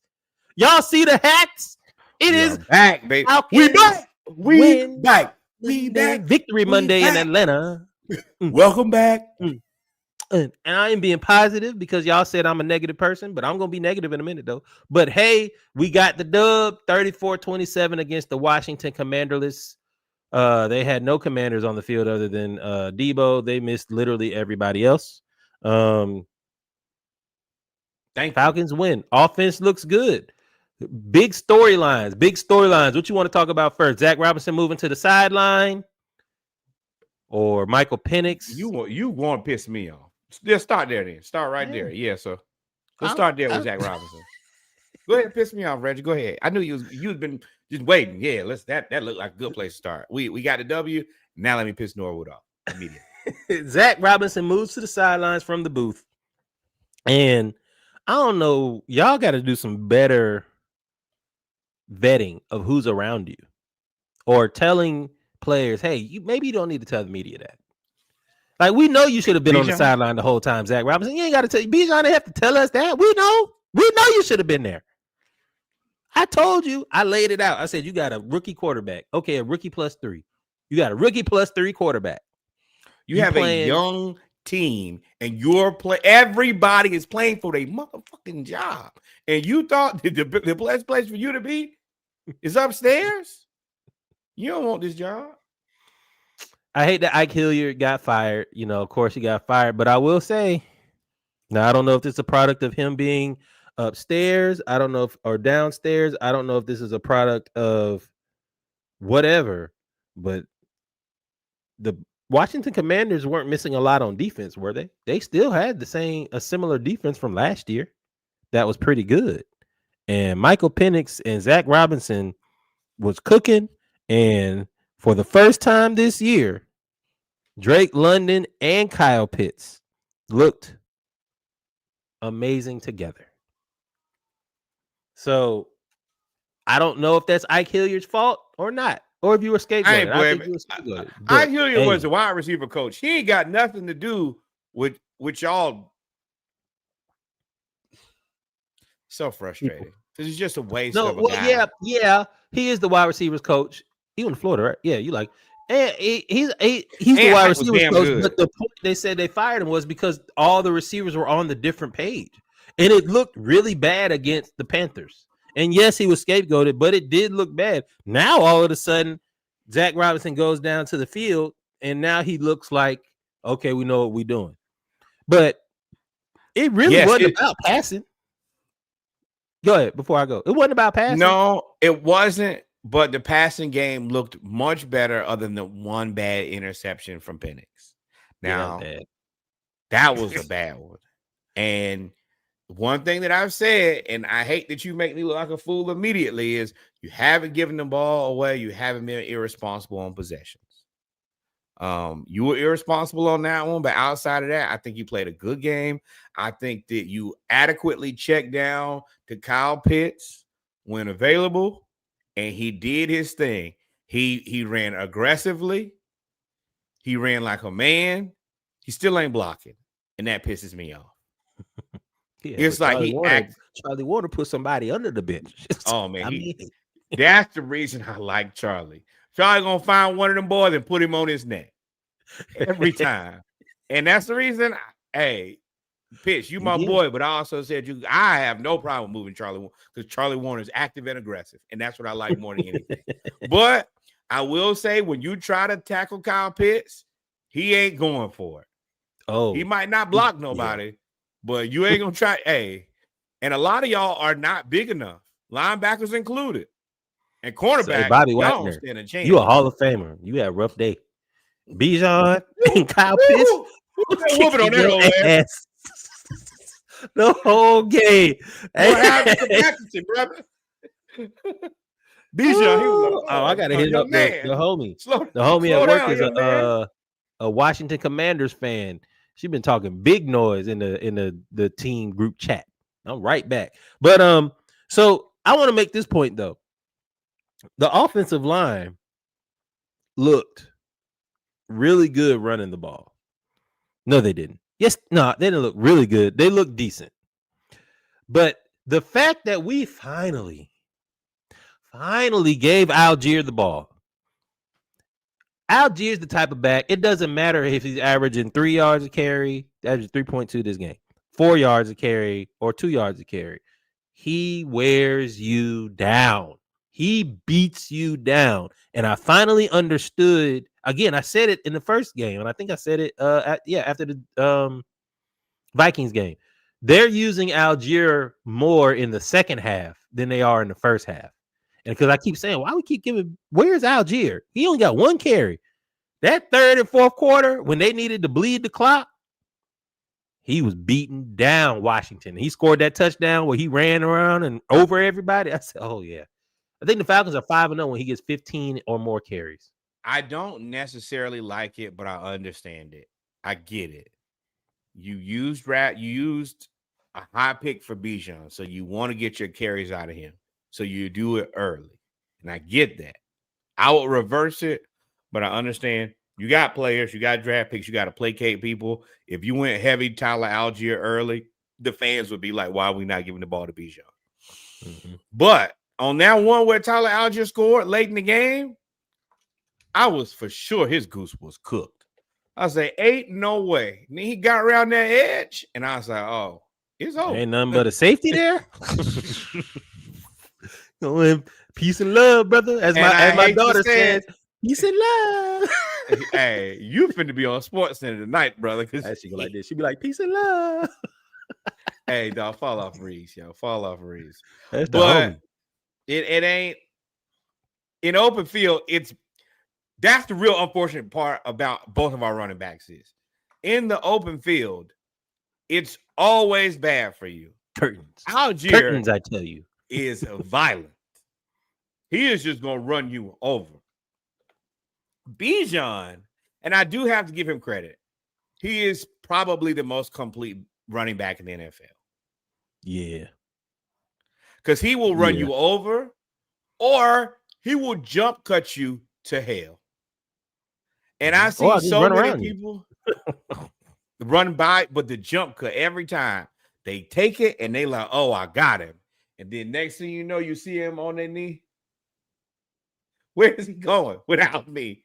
And it looked beautiful to just Drake did what he did. Drake made elite catches, especially when you needed it. Penix threw one low and away, scooped it. And overall, the offense was everything that you needed. Yeah, it was tough. It was a good game for the offense against a decent defense. Yeah. Hey, whatever y'all was missing on offense, Jaden Daniels don't play no offense. Jaden Daniels don't play no defense. Terry McLaurin don't play no defense. Y'all got whooped because y'all got whooped. That's it. Speaking of the defense, now allowing 27 points to Marcus nobody. Mariota and Debo And Samuel. and Shout out to Debo on my fantasy team, letting y'all know that he's still Debo. What was the other boy named? Francisco Rodriguez or something? All right, Francisco Rodriguez, a running back. It's not a lot of Rodriguez running backs in the league. I'm pretty sure he may be the only Rodriguez running back in the league. And for him to, I hate prevent. This is something that Raheem does against that he got from Dan Quinn, is playing prevent again at the end of the half. And Washington anticipated that and ran a play. And Chris Rodriguez Rodriguez. 80 Now, yards. I will say this. That was wild. What did you say his first name was? Chris Rodriguez. I mean, No, I what'd said you say Francisco. before? Francisco. Put a little sauce on it, man. I put a little sauce. Little Mike's Red Hot. I put that on everything. Actually, I do want to be fair. If you look at it like this, he had one run for 48 yards. You subtract that out, it means he had 6 carries for 11 yards. Reasonable. And then Bill Krosky-Merritt, 7 carries, 47 yards. Decent. But that's really it. Now, that's the thing that this is kind of a tricky game. Because if you really look at the defense, played all right. Luke McCaffrey had that touchdown. He had them 2 catches, and it just looked like a lot more than what it was. But 2 catches for 21 yards. Yeah, Marcus Mariota actually. Yeah, you're right. It's not that allowed 27 points. Because we really shouldn't have allowed that. But and that's what I lost my train of thought. That's what it was. And I love D. Alford, and I don't think he played a great game. It's just that for some odd reason, there's always communication errors. Like, and in this case, in game 1 against Tampa Bay, Jesse Bates on the Emeka Egbuka touchdown. Jesse Bates got out of his zone, and that left it open. In this game, Watts. It was Watts. Because D. Alford had outside leverage because you had the corner. And Watts was supposed to be there, and he bit on a crossing route that Divine Diablo that we've already seen. We don't talk about him enough because I've never seen a linebacker that good that you don't talk about. But he's literally the eraser. He's an eraser in the middle of the field. So he was kind of getting caught up because he ain't that big, but you have to go into that knowing that, hey, the rest of y'all gonna have to help him out because he's moving side to side. He ain't always gonna be able. He's gonna get blocked sometimes at that size. Yeah. Yeah, but I mean, coverage wise, he's always there. Yep. That's the only thing. It's the errors, and I can't get mad because Xavier Washington got an interception. So right. Like, what you gonna do? Billy Bowman, bro, he don't make no mistakes. He's always there. I'm nervous though, Norwood. I'm nervous, and I want to hear your thoughts about this because I don't want to be right about this, but I know I'm right because I said it. I did a whole series. Go to the Dive Team Media. You go to the Lunch Break podcast. I did a whole series called Falcons Camp Confidential, and I profiled the defensive line 3 times. And I kept telling y'all, I said, hey, stopping the run for us can be an issue because none of our defensive linemen are. Onyemata's 305. I think he's the biggest defensive lineman we got. I said, if you're going to run the 3-4, and like you said, we're going to live and die by the blitz. When you die by the blitz, you die. You dead. Ain't no recovery. And I think we need to go find a defensive tackle that can just hold the block. I would put Onyemata at defensive end, honestly. I think that because I don't like to live and die by big plays. You take out that 48-yard run, they mostly, for the most part, they managed the run game and pass game pretty well. We gave up more big plays than like something unreasonable. And I think that, Xavier Watts got beat on that play. That's what you get when you play rookies. Rookies typically don't play that well. And he got it back with the interception. You're going to have to deal with the interception. And you're going to have to deal with that. We're doing 2 things at one time that I don't think that people are understanding. we're playing a lot of rookies, and we're playing without our second in command and our cornerback one. So you got to give your team some grace. Second, if AJ Terrell, Jesse Bates. That's one person. You were describing one Yes. person with those two things. Yes. Oh, and our right tackle. So, but yeah, on defense, yeah. Right. So you gotta figure out how to do it. And now it is scary because we play the Bills next, but then we get Niners, Dolphins, Patriots. Dolphins, no Tyreek. Hey, I won't worry about them with Tyreek. You can't beat the Yes, Dolphins. it is scary to play the Bills. And I want to talk about the Pats, and I want to talk about the Texans kind of in this conglomerate of talking about the Panthers. I mean, talking about. But hold on, but before we're done, I think that. I was agreeing with you. I wasn't moving on. I was talking about the Bills. Yeah. But go ahead. But if you take away the emotional plays, because Luke McCaffrey almost pissed me off. I'm like, that kickoff return too. I was like, I know you ain't about to let him run this kickoff back. We ain't finna lose to Luke McCaffrey. Not after what y'all did last week.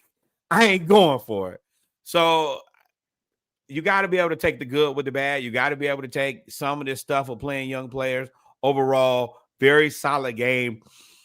If we can continue to play like this, I don't care about the wins and the losses as much as can we play consistently at this level? I understand. If we play like this and lose to Buffalo, I'm not going to be mad. I'm going to tell you that right now. I'm not. If we show up like we did versus Carolina, I'm going to be mad as hell. I understand. I disagree that you don't care about the wins and losses because I do, and I'm sure they do. I think if you play like this every week, you can't have moral victories. You can't I have agree, a good but I showing think and be consistent and lose. If you play like this every week, the winner will take care of itself. The good thing about us playing against Buffalo is we don't play for 15 days, if I'm not mistaken. We get the bye week, and then we play October 13th. We play them on Monday Night Football.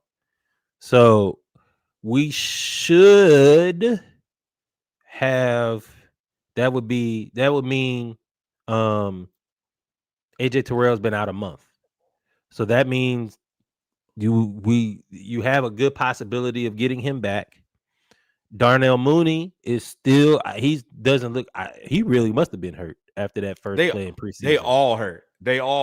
And Drake London still hurt. Darnell Mooney looks like he's still coming back from the injury. He's still he missed all the training camp, and it's visible. But you also will get Caleb McGarry back and Elijah Wilkinson. Hey, shout out to you, big dog, because I was like, I am skeptical. We need to go make a trade right now. And then this kicking game exploded. But him and Lindstrom, outside of playing against Derek Brown, who throws literally everybody out of the way, you've looked pretty good. But you get McGarry back. You don't lose Natron Brooks because he'll have plenty of time to go through concussion protocol. I think that Mooney can get. We also got Casey Washington back.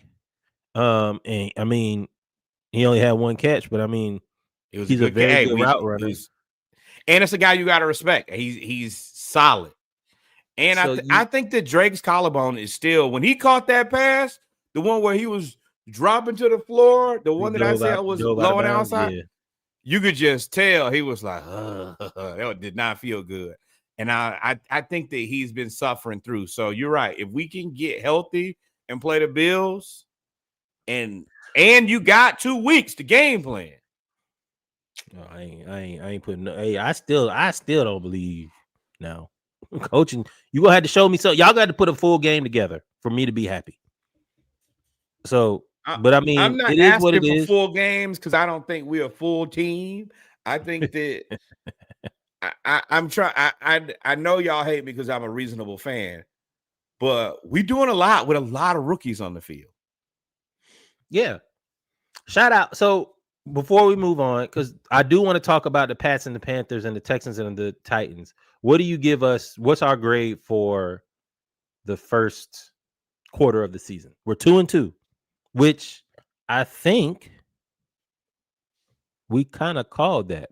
No, I said 3-1. I think I said 3-1. Yeah. It's a C, a firm C. Because to be determined. Needs improvement. Yes. You can still fail this class, what I'm telling you. We lost to the Bucs, but I think we played well. We whooped the Vikings. So we had one game where we played okay. One game that was a high. Panthers was the low of all lows. Commanders, I'll be completely honest. This is more of a slump buster than anything. Push for me. Push. I think that we lose this game if they have Jaden Daniels and Terry McLaurin and we play like this. We needed to play a vulnerable team. So you're saying if they're healthy? But I mean, if they're healthy and we're tricky. healthy, then it's a push. I don't think we played as bad either. Yeah. If we have AJ, you're right. In hindsight, but we did what we did what we were supposed to.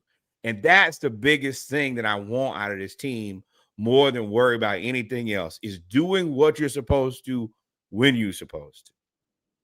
Mm-hmm. What we did versus Carolina was not that. We got our ass whooped.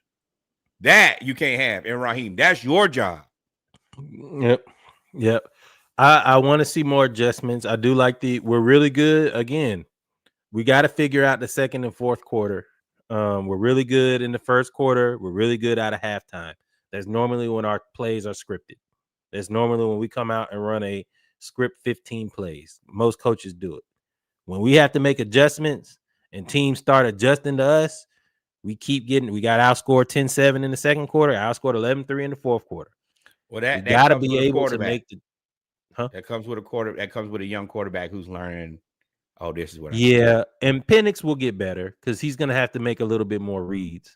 But I mean, the arm talent is crazy. But you got until then, you lean into what's been getting you there. The running game. That damn running game. Pats crushed the Panthers. Let's go here. Pats crushed the Panthers. Panthers suck. The Panthers suck. We beat ourselves. But that's a good thing about the rest of the season is you get a chance to redeem yourself against the Panthers that you need to go in there and punch them in the face. We play them in about a month. Yeah, when they come to Atlanta, we need to beat month and a half. Like this.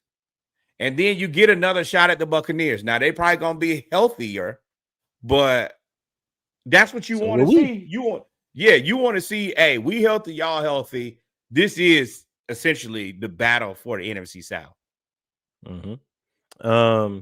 But you got to do it. The thing is, with that game versus the Panthers, the Bucs, you got to go to Tampa. You blew it here. You get Carolina here. What's interesting for this Carolina, why I wanted to come here, is they beat us 30-0, and they went to New England and got absolutely smoked. Now the difference is they were on the road, and all of that. But Bryce Young, they putting up stats that they comparing him to Ryan Leaf, like hadn't won on the road, and it's not his fault because the Panthers suck as an organization. But where at this point, we still don't know what Xavier Leggett's doing. Did he even play? I don't even know if he played. But they got Ted, but I don't know if they're gonna keep Bryce, man. I think they may end up moving him. I think it's more and more likely that they'll end up moving him somewhere. Okay, and then who you gonna draft? Trade for Kirk Cousins. Give us Derek Sure, Brown. You can have him. Give us Derek Brown. Xavier Leggett, was he hurt? Nothing? Xavier Leggett, he was out there running wind sprints. I assumed he was hurt. He has no stat. Is he on the injury report? I think he's hurt. He's on the injury report, right? Because he didn't play against us, which is even more disheartening. Hamstring. Yeah. Yeah. I think the Panthers, I mean, you could get rid of him, but what are you going? It's not. That's not going to make your team any better. All it can do is make your team worse, in my opinion. But they got to figure that out. That's what happens when you have a crazy ass owner like him. Y'all do whatever y'all want to, or don't do nothing. It's not my problem, to be completely honest. All Losing right. to the Patriots like this, shit. All right, good luck. Now, I don't think you have this one up here. Well, yeah, you do. And I'm strictly talking about this because I am trying to figure out what the Falcons are going to do. The Texans beat the Titans 26-0. Slump buster. The Titans, yeah, but win. no, This it's is not emotional supposed win to be. only. It's not supposed to be a slump buster. Why not? Not when your defense is talking trash about who is Nico Collins and all of that other stuff. Like the defense is supposed to be good. The defense, and they really held them to 6 points until the fourth quarter, and they scored 20. But the defense is supposed to be good. At this point, do you trade some of the assets from Tennessee in order to rebuild around Cam Ward and Eric Elaminer? Said that wrong.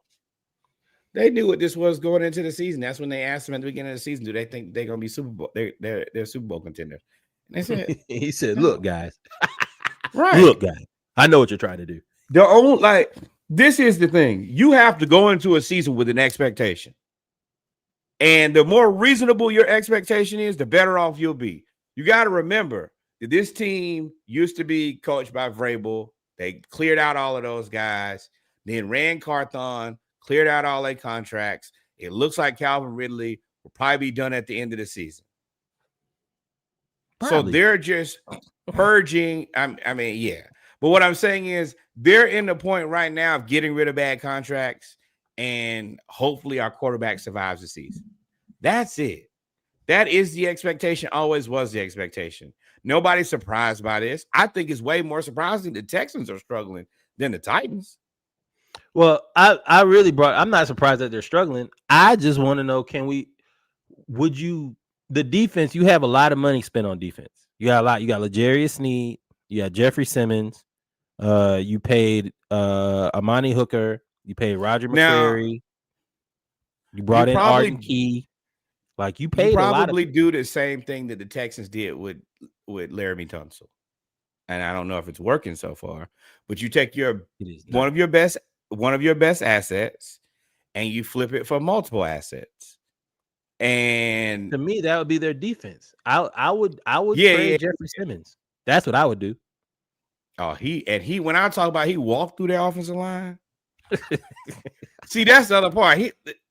I've never seen a defender get in the backfield that fast ever in my history of. As soon as the ball was snapped, he was tackling the running back. You can't blame that on the quarterback or the running back, bro. Y'all can at least get in the way a little bit. Fall down.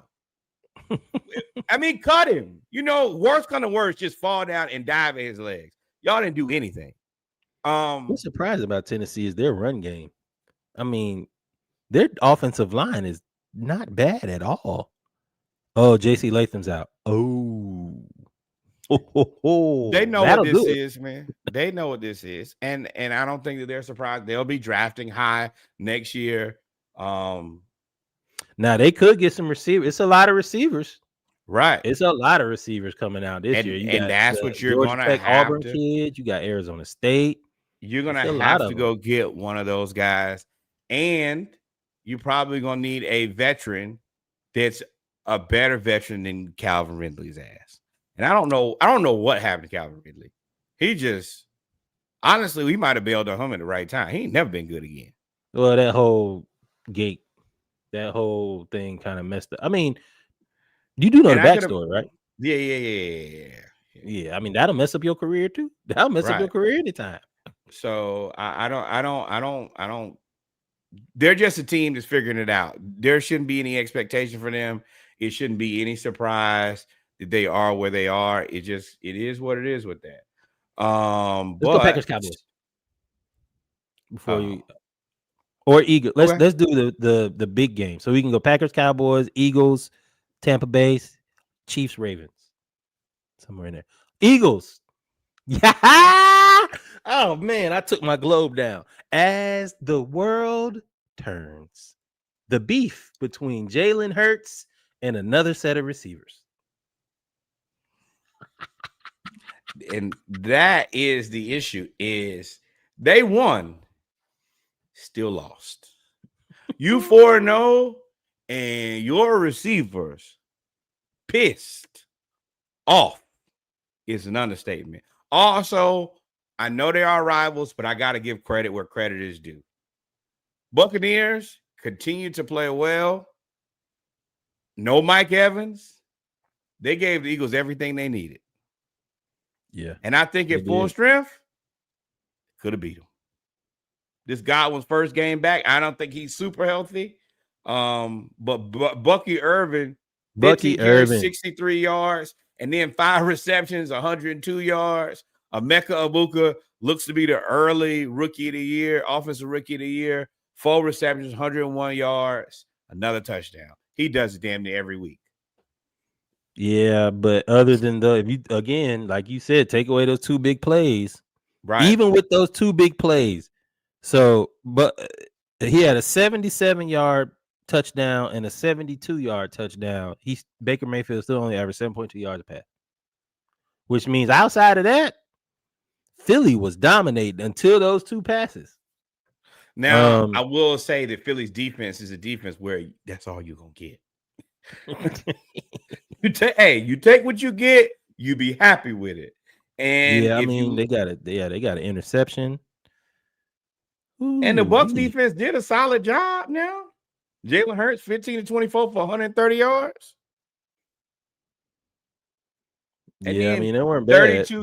32 carries for 88 yards. That's a lot of running for 88 yards, bro. What's crazy is for the Eagles, can you be unhappy as a Super Bowl champion? Can you request a trade from a Super Bowl champion team? AJ Brown seems to really, and it's not just AJ Brown though, because I've never seen Devontae Smith upset, but apparently he was upset too. Because I think Jalen Hurts was 0-8 in the second half. Neither one of them walking into the locker room, you couldn't tell that they were Super Bowl champs and 4-0. Well, I mean, when you throw they didn't score in the fourth quarter. They only scored 7 points in the second half, which allowed for the Buccaneers to come back into the game because they scored. I don't know if they had a completion in the second half. They didn't have one completion. He was 0-8. I said that earlier. He was 0-8. And that is the issue is it's not necessarily just the unhappiness. It's the fact that you are putting the receivers in a very bad situation. Playing receivers. Had 2 targets. Yes. And I mean, that's why y'all should have sent us John Mechie. I told y'all give us John Mechie. And Emmanuel Ocho said something that was really good. That AJ Brown had 9 targets, but they didn't hear damn targets. You know, somebody been bothering you all day, and then you just give it to them. Throw the ball over there and take it. Yeah. So you can say that you did. They're thinking to themselves, bro, I'm not in a rhythm. And the thing about playing receiver is nobody cares about you being in a rhythm until they throw you the ball and they expect you to catch it. Well, if you're in no type of rhythm, when it comes to you, you're going to be like, I'm not ready. I'm not warmed up. I'm not in the flow of the game. And then if you drop it, they're going to look at you like, look at this fool.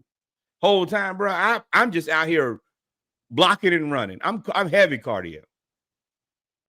Oh, Keely Ringo had a touchdown. Ain't that something? They had a block punt. That's what it was, a block punt. Yeah, I mean, the Eagles keep finding ways to score on special teams with this defense. I mean, now I heard something today where Ravens, y'all need to make that call for Devontae. Who? The Ravens. Who? Ravens. Oh, Ravens. Or the Chiefs. I heard today that Jalen Hurts, it's an interesting quote. Jalen Hurts has the Aaron Rodgers mentality without the arm talent and accuracy. Aaron Rodgers does not take risks. He's not going to throw a lot of jump balls. He might throw a lot of back shoulders, but he's one of the best ever to do it. He's not going to throw a lot of jump balls that aren't Hail Marys.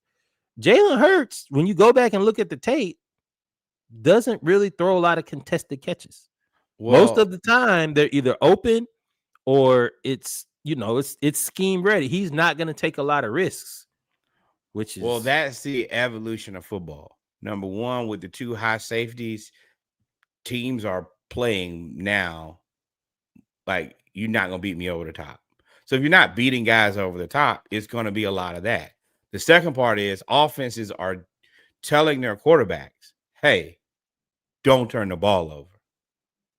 So you don't think about like 10 years ago, we used to see way more 300, 350 yard, 400 games. You don't see that no more. I don't think, unless the team getting smoked, you're not really going to see a 400-yard game. No, but you got to think about what we seeing from Peyton Manning, what we seeing from Tom Brady, what we seeing from Brett Favre. Like, guys were chucking it. Now it's like, hey, throw it. But, I mean, look at the averages on these passes. Jalen Hurts, 5.4. Baker Mayfield, 7.2. And Baker is averaging 7.2 with 270-yard passes. That's what I said. I like, bro, they ain't doing nothing. That's game management and safety. How do you even look at that and be like, how did y'all even get 31 points in 25? But it was a good game. Defense. It was a good game. Eagles continue to, the Eagles, and this is what I'll say, the Eagles remind me of the Chiefs 2 years ago, where like they just keep barely winning, and they winning by a pick six or fumble or block field goal. Stop squeaking though, bro. I'm gonna tell you that now. Them squeaks gonna stop squeaking any day now. Yeah, they win the Super Bowl though. You're right. You can't say nothing when people winning. What were some of the other big? They don't look. The difference is they don't look happy. The Chiefs look like they enjoyed that. These guys cusses out Andy Reid every week. I don't care about. That's one guy who does that, and he need to cuss. He's the only one that can. Ain't nobody else on the offense can say nothing. You're right about that. Next up. No, this is solid. Rams beat the Colts. This is really bad because it's Adonai Mitchell wide open,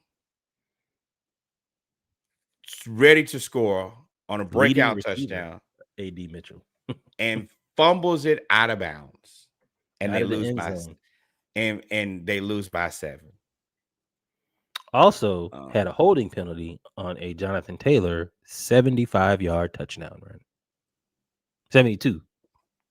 72. Now the good thing is they did their homework early. Hey, you flush it and you move on. You learn from it.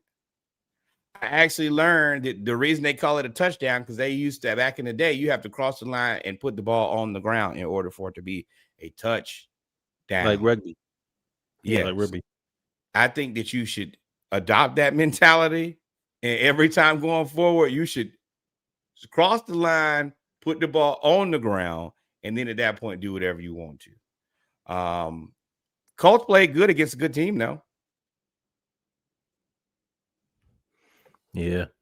I mean, hey, the Rams, Matt Stafford, 29-41, 375, 3 touchdowns against this Colts defense, who we just said was pretty good. Hey. Again, another player that is apparently Sean McVay made, right?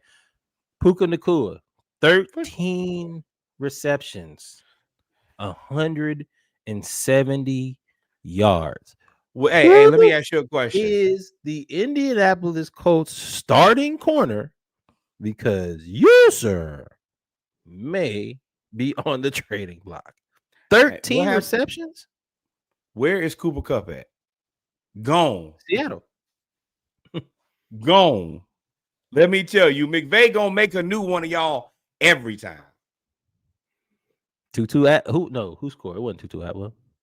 Who scored the game winning? Hey man, I'm gonna tell y'all. Yeah, let me tell you, Dan Shavarius Ward. Was that you or Xavier Howard? Look, bro. Because I know they put Shavarius Ward on Devontae Adams. Xavier Howard. They talked about you in Miami. Remember, people couldn't figure out why you couldn't get hired, why you couldn't get a job, why haven't y'all signed Xavier? Where is he? Yeah, 13 catches for 170 will sure get you cooked, my bro. That will get you out of here. But this is the thing, Rams. Y'all are in your Steelers moment. Y'all are winning enough games that nobody is going to be mad. Matt Stafford is old with a broken back. If you don't find a quarterback, when Matt Stafford decides to go back to Athens and open his car dealership, y'all gonna have a problem. No, he about to go open a restaurant with Clayton Kershaw in Texas, where they both went to high school. Oh, fair enough. Fair enough. Well, we can look at we don't have to stay here, but the roster, I mean, I don't know who you would get, but I mean, what I'm saying is just Kirk like the Cousins, Steelers again, he could go right to LA. No, Kirk Cousins. I'm telling you, you need to find a young quarterback and get ready, because if you don't, when y'all gonna look up and look at what the Steelers are doing, and they're winning, but there's no future in this. Might as well go here now. But Steelers beat the Vikings. This is cool. And I think that Aaron Rodgers and the Steelers are playing better than I probably thought. But there is no future in this. Y'all are both not going to compete for a Super Bowl and then have no solution to next year. Wasting your time.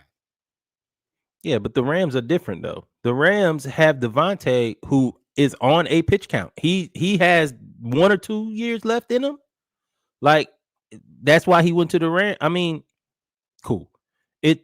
For me, the Rams have Devontae. They have to. Don't have time to develop unless you're gonna get rid of Devontae. Then you bring in another young receiver to develop with him and Puka. Get your ass over there to LA. Who? Anthony Richardson get to LA. Shedeur Sanders get to LA. Nope. Bryce Young. Bryce, yes. Bryce Young, and you mobile.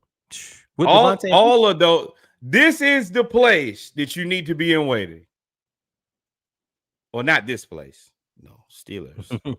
But okay, that's the point. Before we moved on. Before, Pittsburgh beat Minnesota. Aaron Rodgers beat Carson Wentz. Carson Wentz.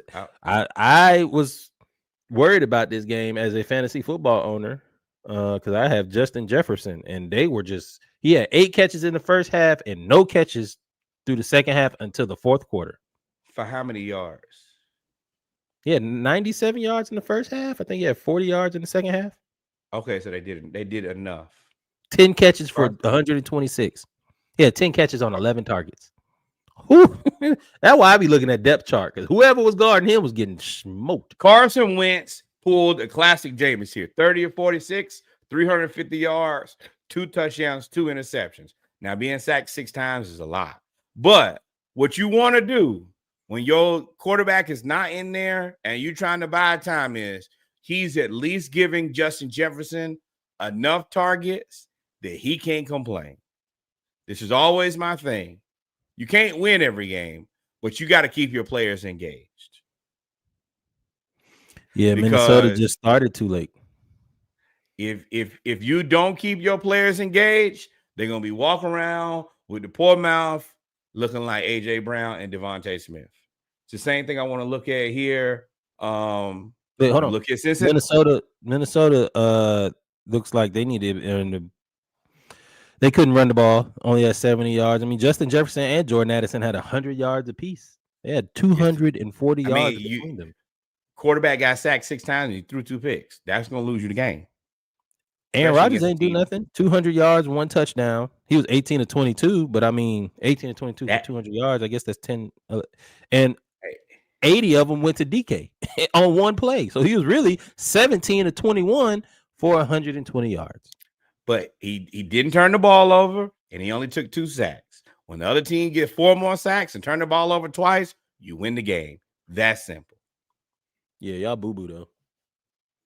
Y'all are boo-boo. I don't believe in the Steelers at all. No. And that's the reason that I'm saying the same thing about the Rams. You're winning games, and that's great. but you're wasting time because you have no future. Nope.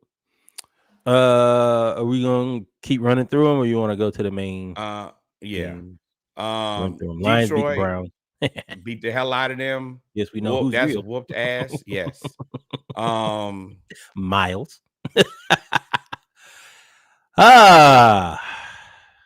Keep my name out your mouth. Jags beat the 49ers 26-21. They go, it's a game because you went to San Francisco to win. Trevor, I mean, they didn't look bad. No, they didn't look bad in this game. Brock Purdy, 2 interceptions, 1 sack. A lot of money. Right. 55 million. 309 yards. Wasn't it? Trevor Lawrence, 21 and 30, 174 yards. 1 touchdown. 1 touchdown. Trevor Etienne, 19 carries, 124 yards, and a touchdown. And y'all was talking about trading him. Y'all remember and that? I said, I don't know why. I don't know why they don't understand that both of the Etienne brothers are really good at football. And if y'all don't want them, I don't know where we put them on the Falcons, but I'd love to have them. I think that that's your answer going forward because Trevor Lawrence still sucks. 21 and 31 for 171 yards. That's not a max guy, and you pay him a lot of money. Also, I hate to say it, what you feel about Travis Hunter so far? 3 catches, 42 yards, long 28 on 5 targets. Did not play a down on offense in the second half. I don't think he played a lot in the second half. Y'all, Travis, I know what you're trying to do.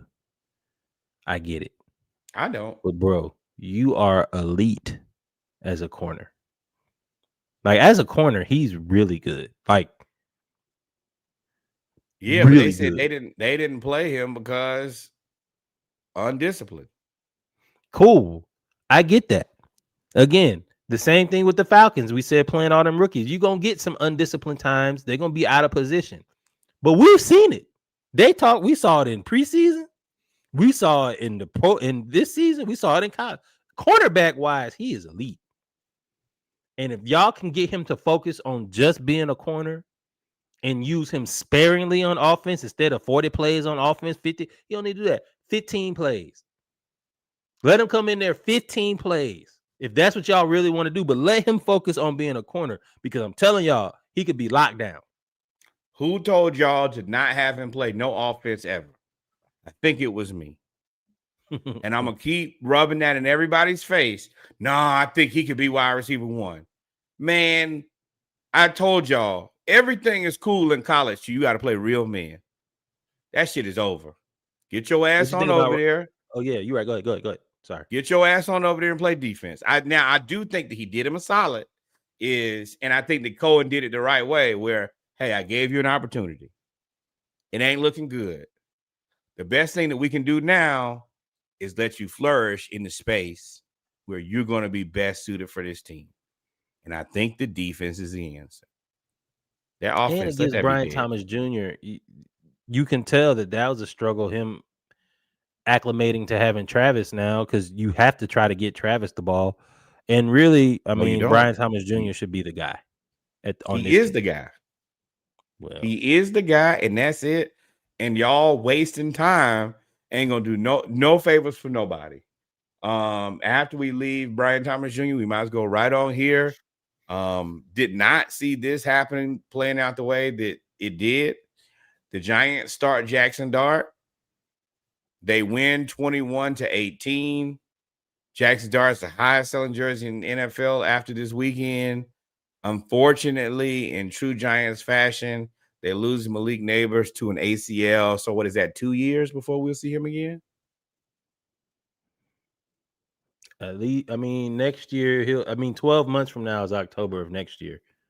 So the ACL injury has actually been, to this point, because of surgery and innovation and rehab, it's really about a 12-month injury. If it was but then it'll be 2 years before he'll be back to what we believe he'll be, because the first year is getting acclimated. the second being year. able to cutting and all of that stuff. This was interesting. This was the Giants defense came to play. I mean, outside of the second quarter, scoring 10 points, Chargers ain't really do nothing all game. Throwing the ball 41 times is interesting. Hey, shout out to Quentin Johnson. though. He did his part. This is a typical Chargers game, actually. The New York Giants ran for 161 yards, but they only threw for 89. Justin Herbert threw for 203, and they rushed for 152. And they lost. Don't even know how you also do threw that. 2 interceptions too, though. One was a freak one to Dexter Lawrence. Quentin Johnston is good. Keenan Allen is good. Ladd 1 catch with 6 targets. I don't know. I'm gonna chalk this up to a Falcons-Panthers game. This isn't. I think the Chargers are much better than the Giants. They lost Joe Alt. They lost Mighty Joe. Yeah, that's gonna get you sacked now. You lose Mighty Joe. He had high. He's out 3 weeks. Yeah, but it's the 2 sacks and 2 interceptions, and that's also you running for your life for the rest of the game. You're right. That'll do it. But against that defensive line, I do think that Jackson Dart got sacked 5 times. My goodness. Jackson Dart ain't have the greatest game. I mean, he did throw the ball, and he was able to rush. But he did enough. Chalk. I don't care about. But this is the thing: you beat a team. One thing that we do respect about Chargers, we believe they're a team. I don't care what you do or how you do it. You did it. Add to stage. Bears beat the Raiders. The only thing that I can really take from this game is I like Ashton Genty being back to his stance, the zombie stance. I think he's still good. I think that until the Raiders have an offensive line that can block for him, it's a misrepresentation of who he is. The Bears stole a game. I do like that even after they won, Caleb Williams asked him after the game, do you think that, you think your coach is going to be happy? He's like, no, I threw a pick to their best player. And, I mean, the Bears got some work to do. I also think your boy DJ is out of there probably by the end of the season. I mean, by trade deadline, if not, definitely next season, he out of there. DJ Moore? Yep.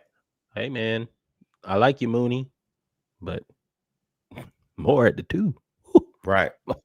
This game, I mean, they ain't steal this game. I ain't gonna let you take that from the Bears. They ain't steal this game. Geno gave it to him. Geno threw 3 interceptions. And at that point, it's hard to win a game if you have multiple turnovers. If you have 3 interceptions, you more than likely are going to lose. Ashton Genty, I don't know what it is about the zombie stance, but he just ran over everybody this game. When he was in the regular stance, I don't know if he can't see. I don't know if the zombie stance allows him to see and he just feels comfortable. But y'all better leave that man alone. I didn't know Mostert was over there too. Genty and Mostert ain't know. Yeah. Out there stealing. And Geno said, well, you ain't going to sack me, but I will throw 3 interceptions. And that's how you lose 14 and 21. Why would you want to put him on the ground? He throw the ball to you. Stay up all day. Hey. Hands off Geno. Hey man, let's get to the crux of this. Packers, Cowboys, Chiefs, Ravens. Look, the Bills beat the shit out the Saints. That's all I got. And Spencer Rattler, I know I've seen every clip saying that he's 0-10. I think that he's done a very solid job with nobody on that team other than sometime in Alvin Kamara. The Saints are not even attempting to put together a respectable roster. They're not trying to trade for anybody. They just say, hey, figure out what you got. They are tanking. The Chiefs ruined that for everybody. You're not going to allow the Chiefs to come pick up somebody and win a Super Bowl. They're not going to do it no more. Alvin Kamara would be perfect in Kansas City. He would be the solution to their running game issues. I also want to say it's amazing what it looks like when Patrick Mahomes has a couple guys who are decent receivers. because I don't think that Xavier Rice and Xavier Worthy and Rashee Rice are elite wide receivers. But that boy Mahomes will stoop down with broke down tools and take whatever you got and make it look like something. Yeah. But the thing that they do have, now that if all of them are healthy, the thing that they do have is a mixture of skill at the receiver. Tyquan Thornton and Xavier Worthy. 4.21 for Thornton and 4.1 whatever for Worthy.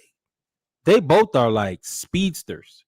And you can't put your two best corners on them because they still have Rashee Rice, who now that he's back is an issue.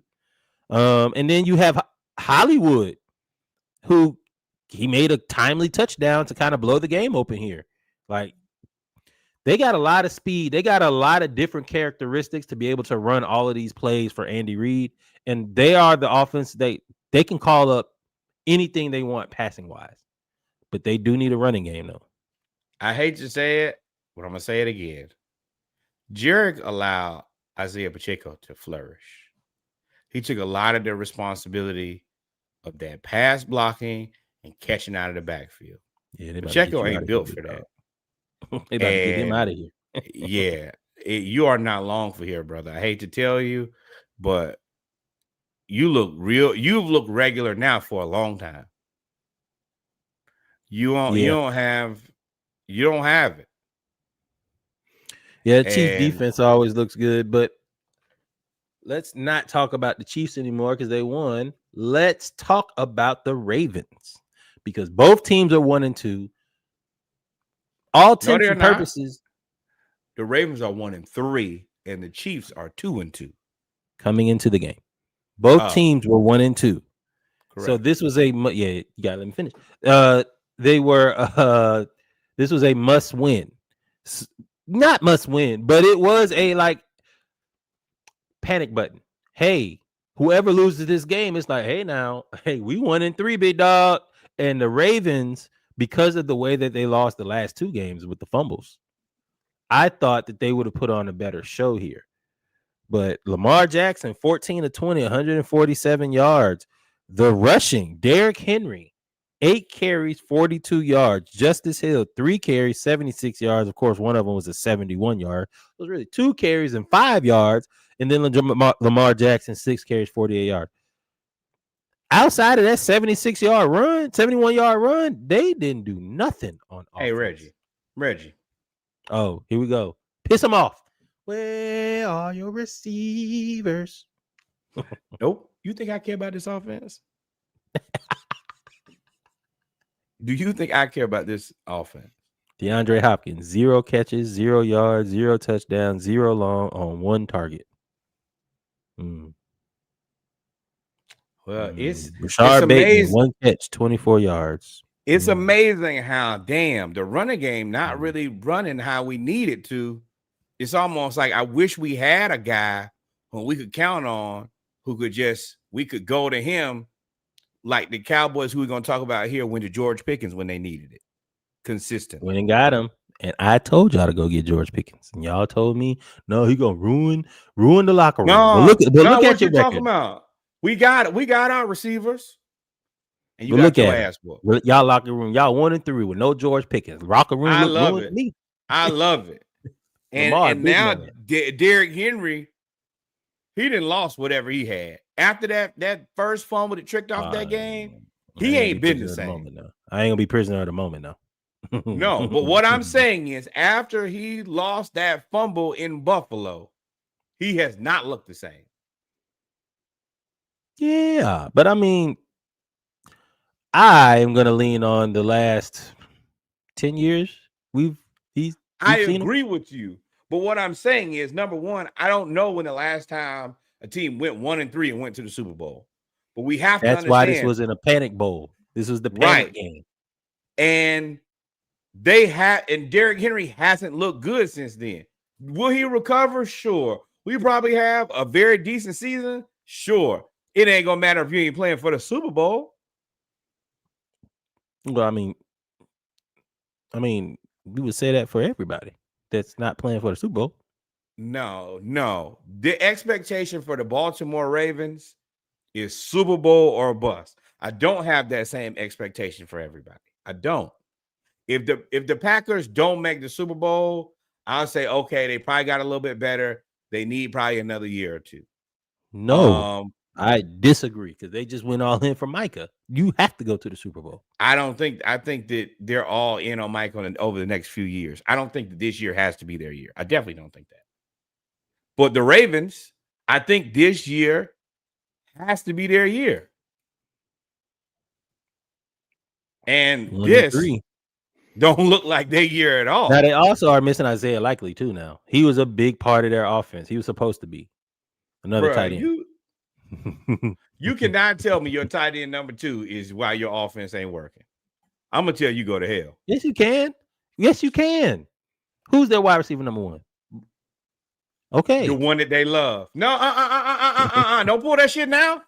Y'all had all year to get something new, and y'all said, no, we rocking with this. We're going to get Hopkins. Okay. Hey, look, man, I don't care. I'm a Georgia fan. I'm selfish. Ty Monken, come on back, brother. Come on home. Nope. Sam Pittman just got fired. He going to come back to Georgia. Will Muschamp.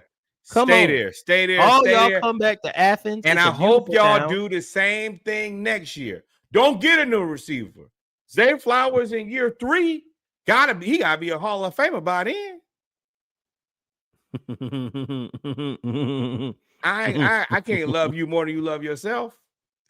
And speaking, oh man, in the game that I've been trying to get to, the game really of the week, Micah Parsons in his return back to Dallas. Boy, Dak looked like somebody uncle in that picture, boy.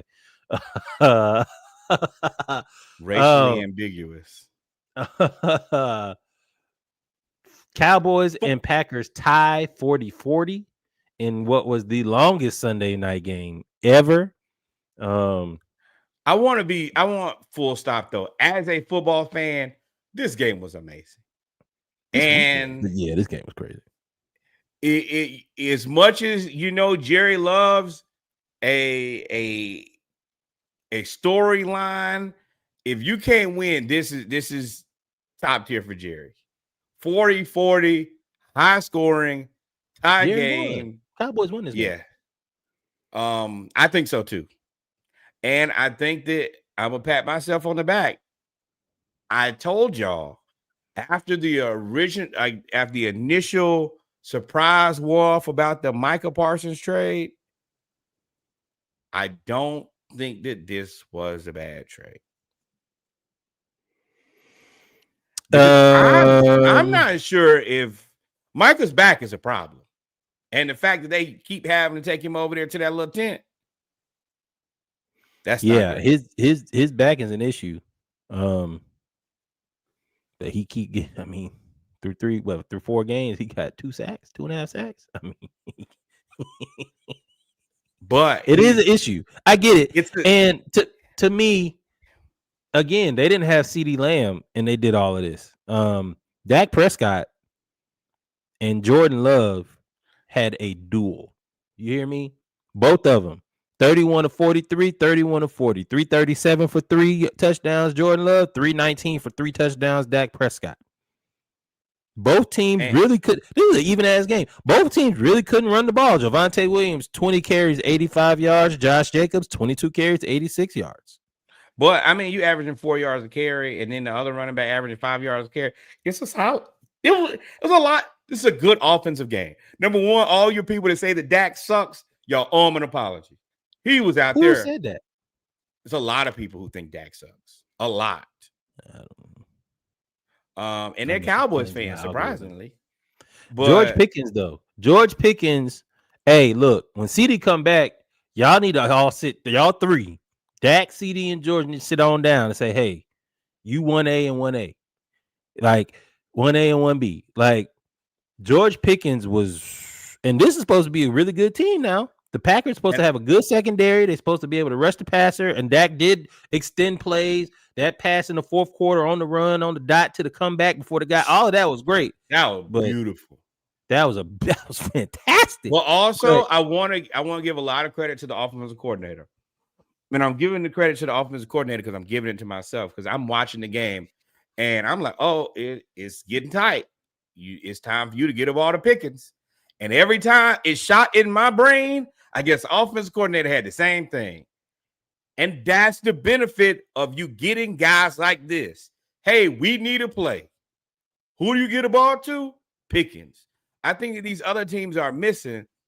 When it's time for the rubber to meet the road, you have to give it to the guy that you've either spent a lot of draft capital, meaning a high draft pick, or you spent money on. You got to get it to your best players. And this was a prime example of, hey, it's cool. The rest of y'all, Jalen Tolbert, you're going to get your chance. And Jake Ferguson, I'm going to check down to you. And Kevontae Turpin, you're going to get yours. But let me tell you, Pickens, I'm going to throw the ball in the air, and you go get it. And he went and got it every time.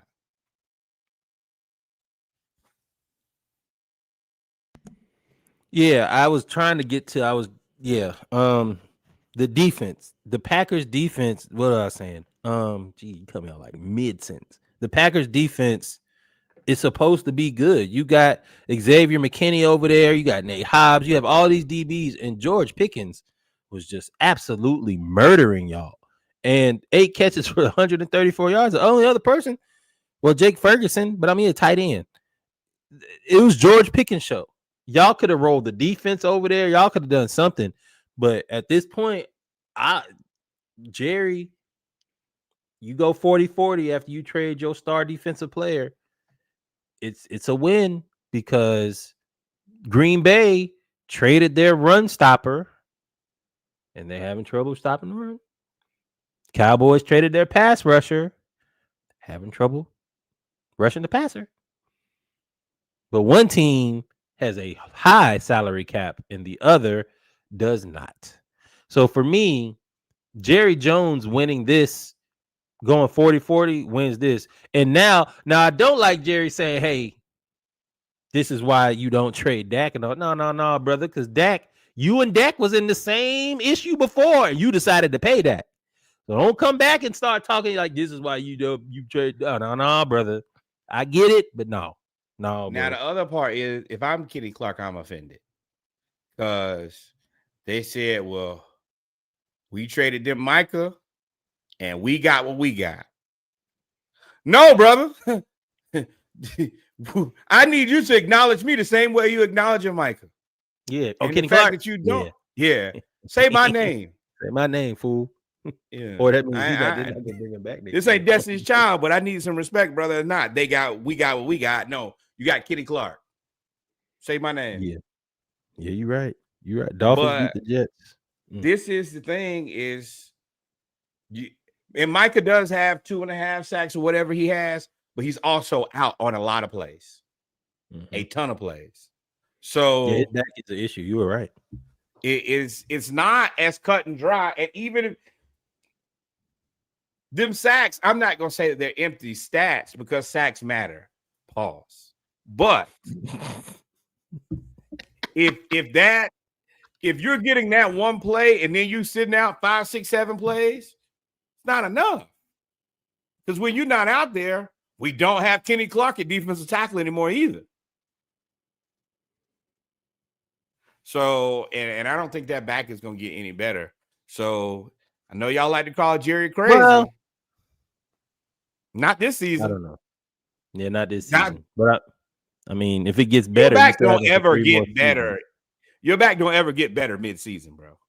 Having to keep getting shots and going back to the tent is alarming. I don't know. Keep getting shots. I know he got one shot into his back and went straight into his spine. So to have that is alarming. And the only other thing you can have is surgery. I mean, look at Dwight Howard. Dwight Howard has something similar. Y'all go and Micah is a flexibility, speed rusher, core heavy player. And I hope it works out. It could work out. They could win the Super Bowl this year, and then he could be boo-boo for the next 2 years, and everybody won. Yes. But I don't think that this team is super. I mean, it's a lot of eggs in this basket. And just the risk that you take. Mike he has moments though. His moments. Yeah, his moments. He was on Dak Dak at the goal line. He was on Dak ass. But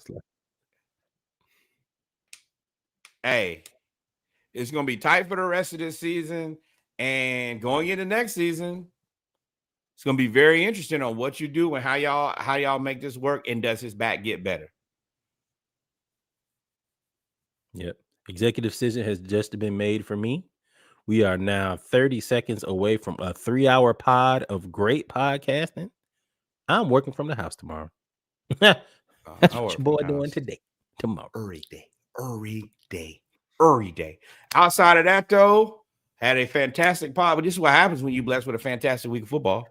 We've made it. We've made it to the end of episode 201 of the Splashcast Monday Night Raw. Norwood, if we ain't missed nothing, take us out.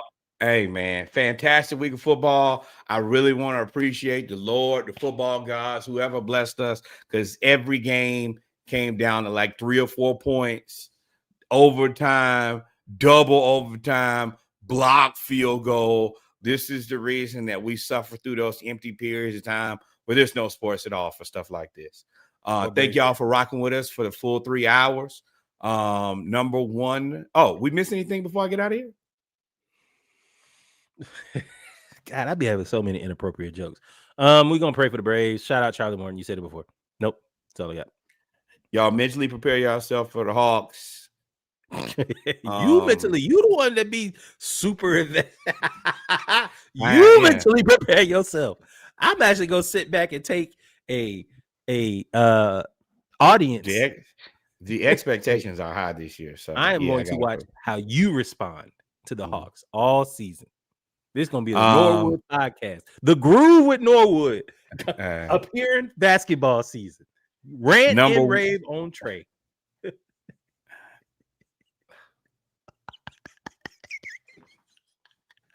Number one, more black baseball. Because this is going to be my Billy Napier year. You know that. We're going to be really good. We're going to be good enough. We're not winning a chip, but we're going to be good enough where everybody's like, oh, well, y'all better pay Trey. And then I'm going to be like, oh, I want to jump off a bridge. Number one, more black baseball. I think we're going to bring back Profar. Please leave Albies. Please leave Mike Harris. Please leave Ronald Acuna alone. Y'all figure out them other people. Also, shout out to Mac Olson. 162 games, 4th year in a row. Say what y'all want to. We missed Freddie Freeman, but Olsen was a hell of a return. Let me tell you that much. Number 2, your business, your joke, anything can go here because I'm tired of y'all and them fans. Put them fans back. Number three, the historic black college and university your cousin went to, your uncle went to, your auntie, you went to, the person you used to laugh at your kid in the back of church with, send some money to their historically black college university. It's of the utmost importance. I know y'all watch the news. Y'all know what's going on. And also, put a little thing in here. Do not show up at historically black college university talk about debate me. Fill out your triplicate. Get you a table. And then find an organization that's interested in talking to you. But showing up at HBCUs will get you put out of HBCUs. Good job to the children. Thank y'all for that. Everybody deserves an A. Put some pizza in that student center and get a DJ. Alumni put some money in the bank account. Yeah, they did the right thing. Got them right the hell on out of there. And finally, the greatest learning institution in all the world. You see it right there. The Hampton University.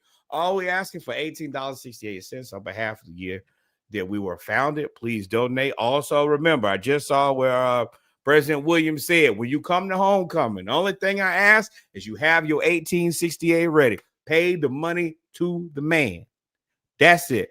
Outside of that, adios, mi amigos. God is love. Y'all be safe. And arrivederci. We will see y'all soon and very soon. Buy out the coach. Oh, fire the coach.